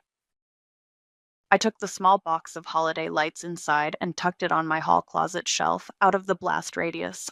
The treadmill was the main event. I found the furniture dolly behind his bins, mine somehow also covered in his stickers, and wedged it under the hulk with my foot. It groaned like a teenager as I tipped it back. Inch by inch, I rolled it out, steering around the washer and the stack of sports like a tugboat. At the lip of the garage, I had to chin the dolly and guide the treadmill down the little slab step to the driveway. It bumped, rattled, and then was out in the sun, glaring at me like I'd shamed it in public. I set it on the right side near the driveway, still on my property line. No way was I adding a curbside violation to my collection, and taped a "free needs work" sign to the console. I didn't care if anyone took it. It just felt good to move one large thing out of my way. Maggie wandered over with a bottle of water and handed it to me like I was running a race. You okay? I'm labeling feelings in boxes, I said, and she grinned. You want me here tomorrow? She asked. Maybe just keep an eye out, I said. If it gets loud, text Sandra's number to my phone so I don't have to scroll. You got it. She looked at the treadmill. Maybe the raccoon will take up jogging. By 9, the garage looked like a diagram, his stuff lined up in lanes, the walkway to the washer clear for the first time in months. I swept the concrete, small angry strokes turning into regular ones. I put a roll of contractor bags by the door, gloves on the shelf, Sharpie in my pocket. I printed one more copy of the terms and taped it eye level next to the light switch. The group chat pinged again. Lacey had found another meme, this time a picture of a velvet rope in front of a bathroom with exclusive access written on it. Do we need a reservation?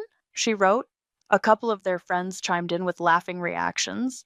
I hovered over reply, then set the phone face down on the workbench and let it buzz itself out. At 10, I sat on the garage floor with my back against the cool drywall and set a timer for 8 dawn to 9:01 a.m. with a second for 9:25, a silent nudge to call Jorge if I needed to.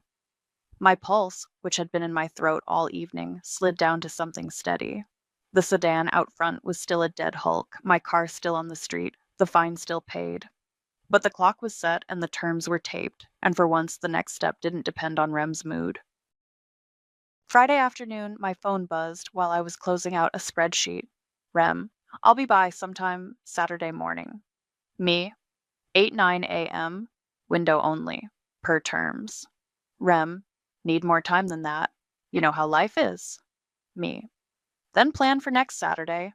Same window. Lacey chimed in 5 seconds later. Just leave the garage open so he can work at his own pace. Me. No. Code will be shared. 7:59 a.m. Saturday only. No reply. I signed out of work, shut the laptop, and stood at the garage threshold with the kind of focus I usually reserve for assembling IKEA furniture. The stacks were already labeled from last night: tools, electronics, sports junk, random, and I wanted zero excuses tomorrow. I pulled the bins into 2 clean rows right by the roll-up door, so all he had to do was grab and go. I set a folding table as a staging area: gloves, a Sharpie, blue tape, contractor bags, 2 cheap-to-go coffee cups, sugar packets pilfered from my desk drawer. If he showed up empty-handed and hungry, I could still be strict and not be cruel. I took the little battery wall clock from my kitchen and hung it on a nail next to the door into the house so it would stare both of us down tomorrow. The second hand ticked like a metronome. Out front, the tow notice flapped a little under the sedan's wiper. I smoothed it and checked the timestamp on the photo I'd taken yesterday. The HOA's 72-hour window put us at Sunday evening. If I could get through Saturday, the rest would follow. At 6, Sandra forwarded a block-wide reminder email. Parking patrols would be out this weekend, and overnight street parking could trigger citations. Heads up for compliance, she added. Then, just to me, I know you're working on your situation. Document times: if you get a ticket, we can review. My stomach did a small flip. My car was, again, taking the sun at the curb like a lizard. I typed back, "Thanks. I can't get into my garage until this clears. I'll keep notes." She replied with a thumbs up dot. Not warm, but not cold. Sandra level support. Maggie knocked and leaned in with 2 muffins on a paper plate. "Carb loading for battle," she said. I smiled. I set coffee cups out so I can't be accused of being a monster. "You're a monster with boundaries," she said. "That's progress." We ate muffins on the step and watched my block do its Friday night. Sprinklers ticking on, someone dragging a trash can back behind a fence, a teenager zipping by on a scooter. At 10:30, I locked the front door, brushed my teeth, and laid out joggers and a t-shirt so I wouldn't lose time in the morning. At 11, the keypad on the garage clattered. Beep, beep, beep, pause, beep, beep, beep. The metallic rattle of someone tugging the handle. I froze, then went to the front window and tilted the blind. Rem's SUV idled at the curb with the lights off. He was in the shadow by the garage, hood up on a sweatshirt, punching the old code like if he did it fast enough the past would come back. I stepped into the entry and texted him. New code shared, 7:55, 9 a.m. Saturday only. Please stop. He typed for a second, then nothing. The beeping stopped. A beat later, my phone buzzed. Rem, you're ridiculous. I could have gotten a head start. Me. Tomorrow, 8-9. Not before. His SUV rolled away without headlights, quiet and stupidly dramatic. I stood there until the night felt like itself again, then set 2 alarms, 7:30 and 7:55. I plugged in my phone on the kitchen counter, left the garage light off, and went to bed. I woke up before the first alarm, the kind of pop-up my body saves for flights and uncomfortable family events. I brewed coffee and poured it into the paper cups, scribbling R and J on the lids out of habit. I texted Maggie, starting. She sent back the fist bump emoji. At 7:50, I opened the interior door to the garage and stood in the doorway, the cool air smelling like concrete and marker ink. The clock I'd moved ticked loud on the wall. I double-checked the staging, bins in rows, tote with "Read this first," extra copy of the terms taped next to the switch. The treadmill sat outside in the driveway with its "Free Needs Work" sign. The sedan loomed where it always did, tow notice bright against the glass. At 7:55, I texted Rem the new code and the line, "Code will deactivate at 9x." No reply. I set my own cup on the table, took one long sip, and listened to the quiet block. The sprinkler hiss, a dog collar jingle, someone's door shutting 2 houses down. At 8 I pressed the button and rolled the garage door up halfway, enough to let morning in and make it clear I was ready, not enough to invite a crowd. By 8:10, the street stayed itself. No SUV, no jokes. I took a second photo of the sedan with the time on my phone screen reflected in the glass. The clock ticked. I didn't. At 8:13, my driveway was still empty except for the dead sedan. My phone buzzed on the folding table. Jorge, on my way. At 8:27, an SUV roared up and nosed across my sidewalk like it owned it.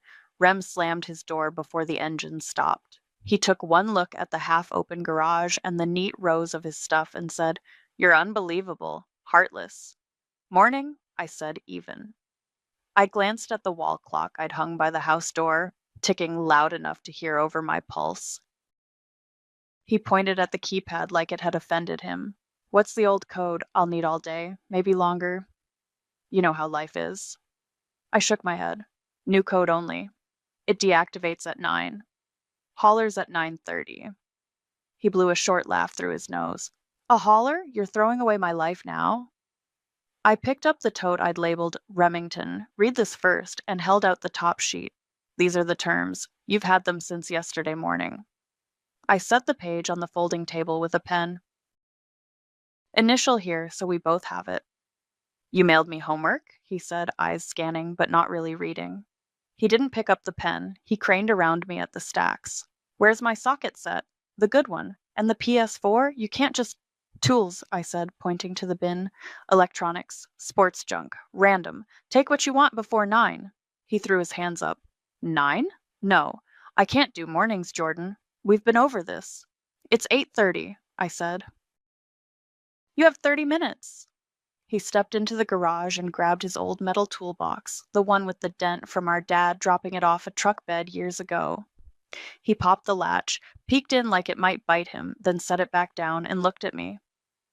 "Do you remember my 12th birthday?" he said out of nowhere.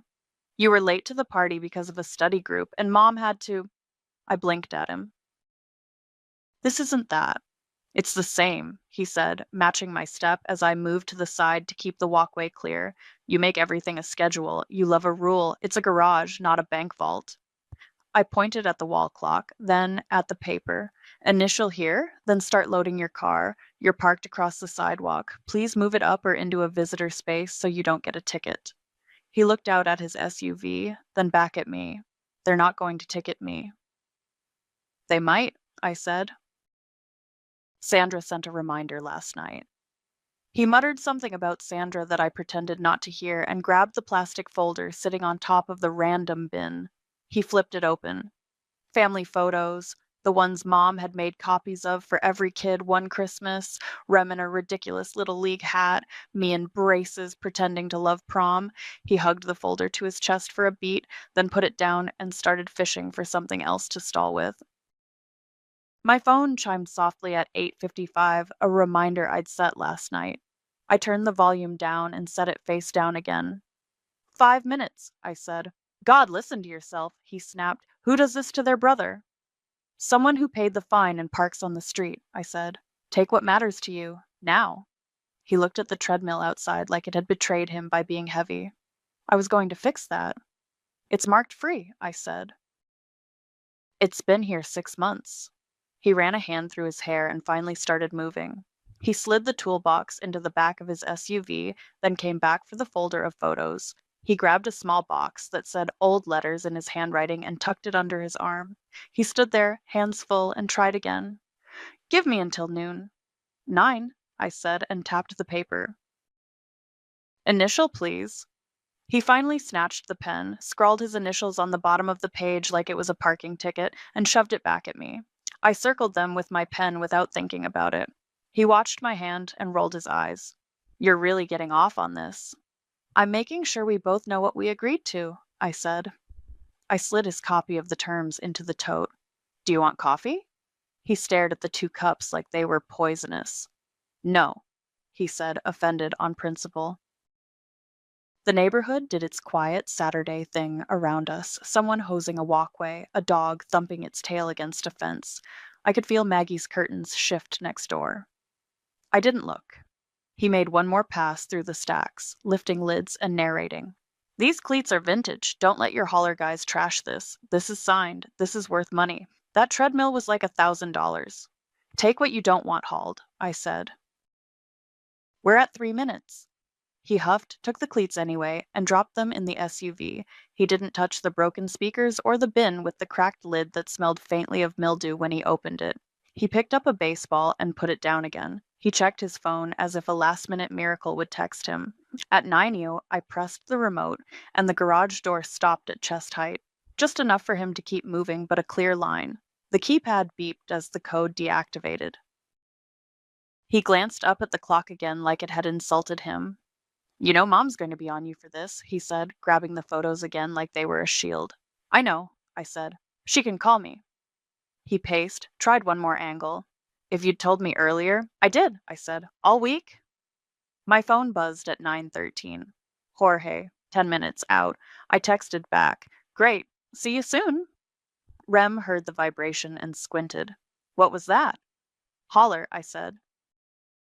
He glared, then scooped up the small box marked old letters, tucked it under his chin, and started lecturing the air about loyalty while he walked to his SUV. He set the letters in the passenger seat like they were fragile and came back empty-handed, taking his time like that would stretch the minutes. At 9:24, with the wall clock ticking loud in a way that felt like a drum, I heard the low diesel murmur of a truck a block away, then the faint beep of a backing signal. Rem looked up at the sound, eyes narrowing, like he could shout the street quiet again. I stepped to the side, out of the doorway, and waited. Jorge's truck eased up to the curb at 9:30 on the dot, amber flashers blinking. He backed as close as the dead sedan would allow, angled at the apron, tailgate down, one wheel kissing the gutter. He hopped out, baseball cap, work gloves tucked in his back pocket, and gave me a nod like we were on the same team. Morning, he said. Show me what's going. Everything not marked J, I said. I handed him a copy of the terms with Rem's initials circled. Owner was here earlier. He's taken what matters. Rem turned like I'd said his name wrong. What matters? He snapped. He gestured at the neat rows. This is my life. Jorge watched me, not taking the bait. Point and we'll load, he said. We'll work quick. I stepped back from the doorway and said to Rem, but without heat, take what matters to you now. He actually looked then, really looked. His eyes fell on the toolbox, the folder of family photos, the small box marked old letters he'd waffled over. He made a choked sound, scooped them up like he thought I'd snatch them, and hustled them to his SUV, set them in, and slammed the hatch. Jorge and his guy, a quiet 20-something with a buzz cut, moved like a practiced pair. They took the treadmill first, rolling it up the ramps with a strap looped through the frame. It clanged a protest and then settled. Broken speakers went next, a matching pair lifted like coffins. The cracked lid bin that smelled like a damp basement. The sports junk stack that creaked ominously when Buzzcut tipped it. The old duffel that sagged in the middle. All up and in, no commentary. Anything with a blue J got a wide berth. Twice, Jorge paused and checked in. This bin too? I nodded, and he kept going. Hey, Rem barked, seeing the random bin leave the ground. Careful, there's stuff in there that's worth money. Then grab it, I said, still by the wall, palms open. Now. A curtain whispered next door. I saw Maggie's silhouette, unmoving. Across the street, blinds lifted, then went still. Sandra's silver sedan wasn't in her driveway, but her flag bracket clicked in a light breeze. Rem hovered, indecision making him smaller. He pulled the random lid up, saw a tangle of cords and a cracked picture frame, and let it drop. He paced to the edge of the driveway, hands on hips like a coach. You could have given me more time, he said to the air. I did, I said. 6 months. He looked at Jorge. You're just going to take everything? You don't even know what's in those. Jorge kept his eyes on me. We haul what we're told, he said. We don't judge. Buzzcut came back down the ramp with a bin hugged to his chest. Rem stepped aside like he was deciding whether to block him. He didn't. By the time the third stack hit the truck, Lacey's car slid up to the curb, jerked to a stop, and a door flew open. She came out already filming, camera up like a shield. Wow, she said, making sure her voice carried. Unbelievable. Disgusting. Morning, Lacey, I said, the way you say it to the weather. I didn't look at her camera. She panned, catching the truck, the treadmill, the dead sedan, my face. I can't wait to show Mom this, she said. Family doesn't charge family. You're out here evicting. I'm clearing my garage on the schedule I said. I pressed the button and rolled the door up that last foot, then down to shoulder height again, not slamming it, just closing out the echo. Rem stalked to her and started explaining on a loop, big hand gestures, as if he could replay the morning a different way. She changed the code, he said. She posted a tow notice like I'm a stranger. Jorge checked his straps, then nodded at me. We're good for this load, he said. Do you want us to sweep the bay? Yes, please, I said, and I meant it in more ways than one. They grabbed the last few stragglers, 2 mystery bins he'd never labeled, a lamp with a bent neck, and nested them tight. Jorge tugged each strap again until it sang, slid the gate up, and slapped it shut. He handed me a paper invoice with his carbon copy attached and waited while I tapped my card on his reader. The total was less than the rent on a problem. Behind me, Lacey ran down. How do you sleep at night? Like we were in a courtroom drama. I didn't raise my voice. Fine, I said. Better when the washer isn't blocked. She blinked like I'd missed my cue. You are so cold. I'm steady, I said. Jorge tipped his cap. We'll take this to transfer, he said. Electronics go to e-waste. If you find any more, text me. Thanks, Jorge, I said. He and Buzzcut climbed in. The diesel grumbled, the flashers clicked off, and the truck pulled away, slow and loud, like a parade no one clapped for. For a second, the street was all sound. Engine fading, a bird scolding from a roofline, the beep-beep of a truck farther down the block. Then it dropped into the kind of quiet that feels heavier than noise. The garage behind me was a hollow, echoing thing, just concrete and a neat row of my stuff with blue tape, no bins stacked to my shoulder, no treadmill wedged against the washer. Air. Rem looked into the space like he could conjure something back with glare alone. You're going to regret this, he said finally, a last weak throw. I'm going to do laundry, I said. Your coat is off. He cursed under his breath, got into his SUV, and cranked it harder than was necessary. The tires chirped as he peeled off, juvenile and loud for a 31-year-old. Lacey lingered a beat, waiting for me to flinch. I didn't. She huffed, yanked her door, and followed him. I turned, stepped inside the garage, and pressed the wall button. The door glided down and clicked into place. For the first time in months, the echo belonged to me. The sedan still sat in the driveway like a period at the end of a sentence, but the rest was clean.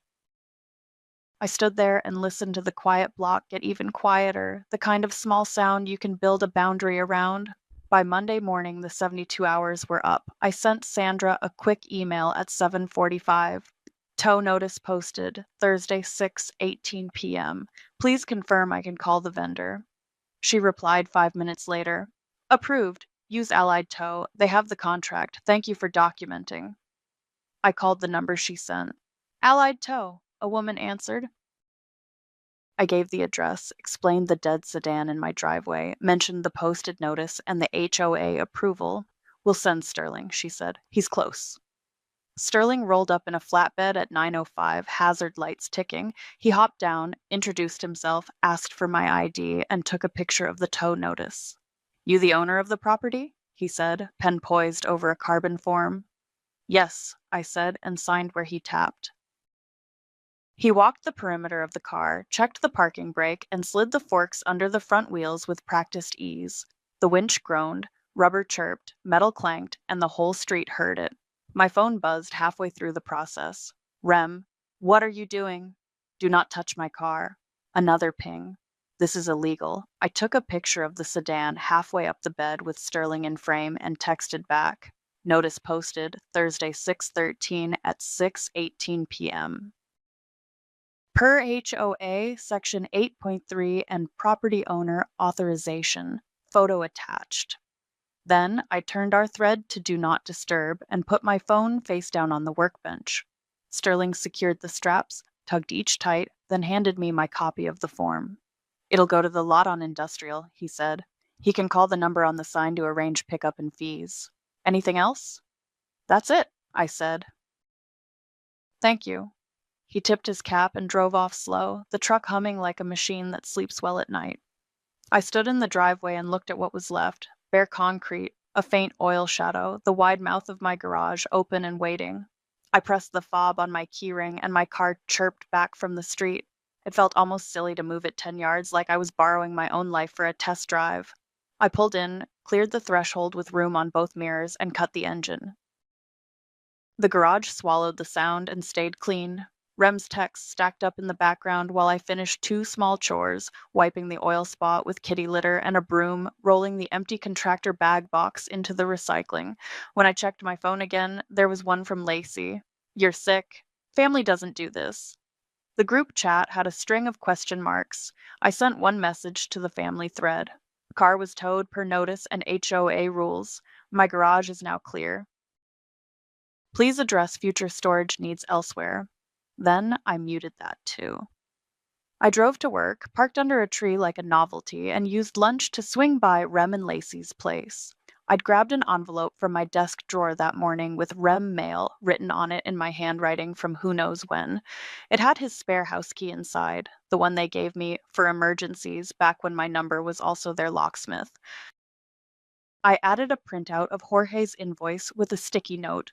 Removal per storage terms, $0 storage fees within grace period, hauling cost enclosed, please reimburse, and under that, in pen, no more storage, no more open-ended favors. I dropped the envelope and the key through their mail slot and listened for the tiny thud. Back home that evening, Sandra waved from her walk and stopped at the edge of my driveway.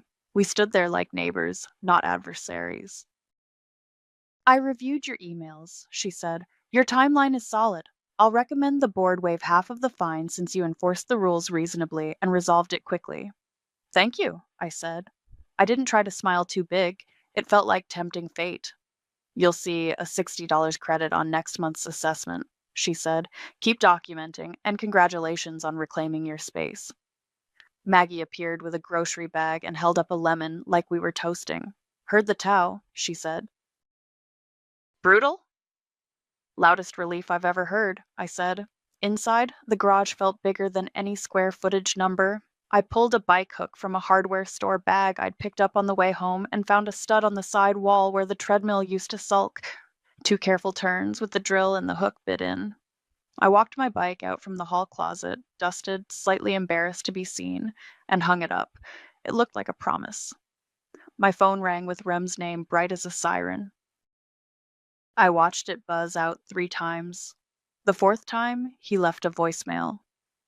You're heartless, he said, voice tight, like the words were supposed to land like a punch.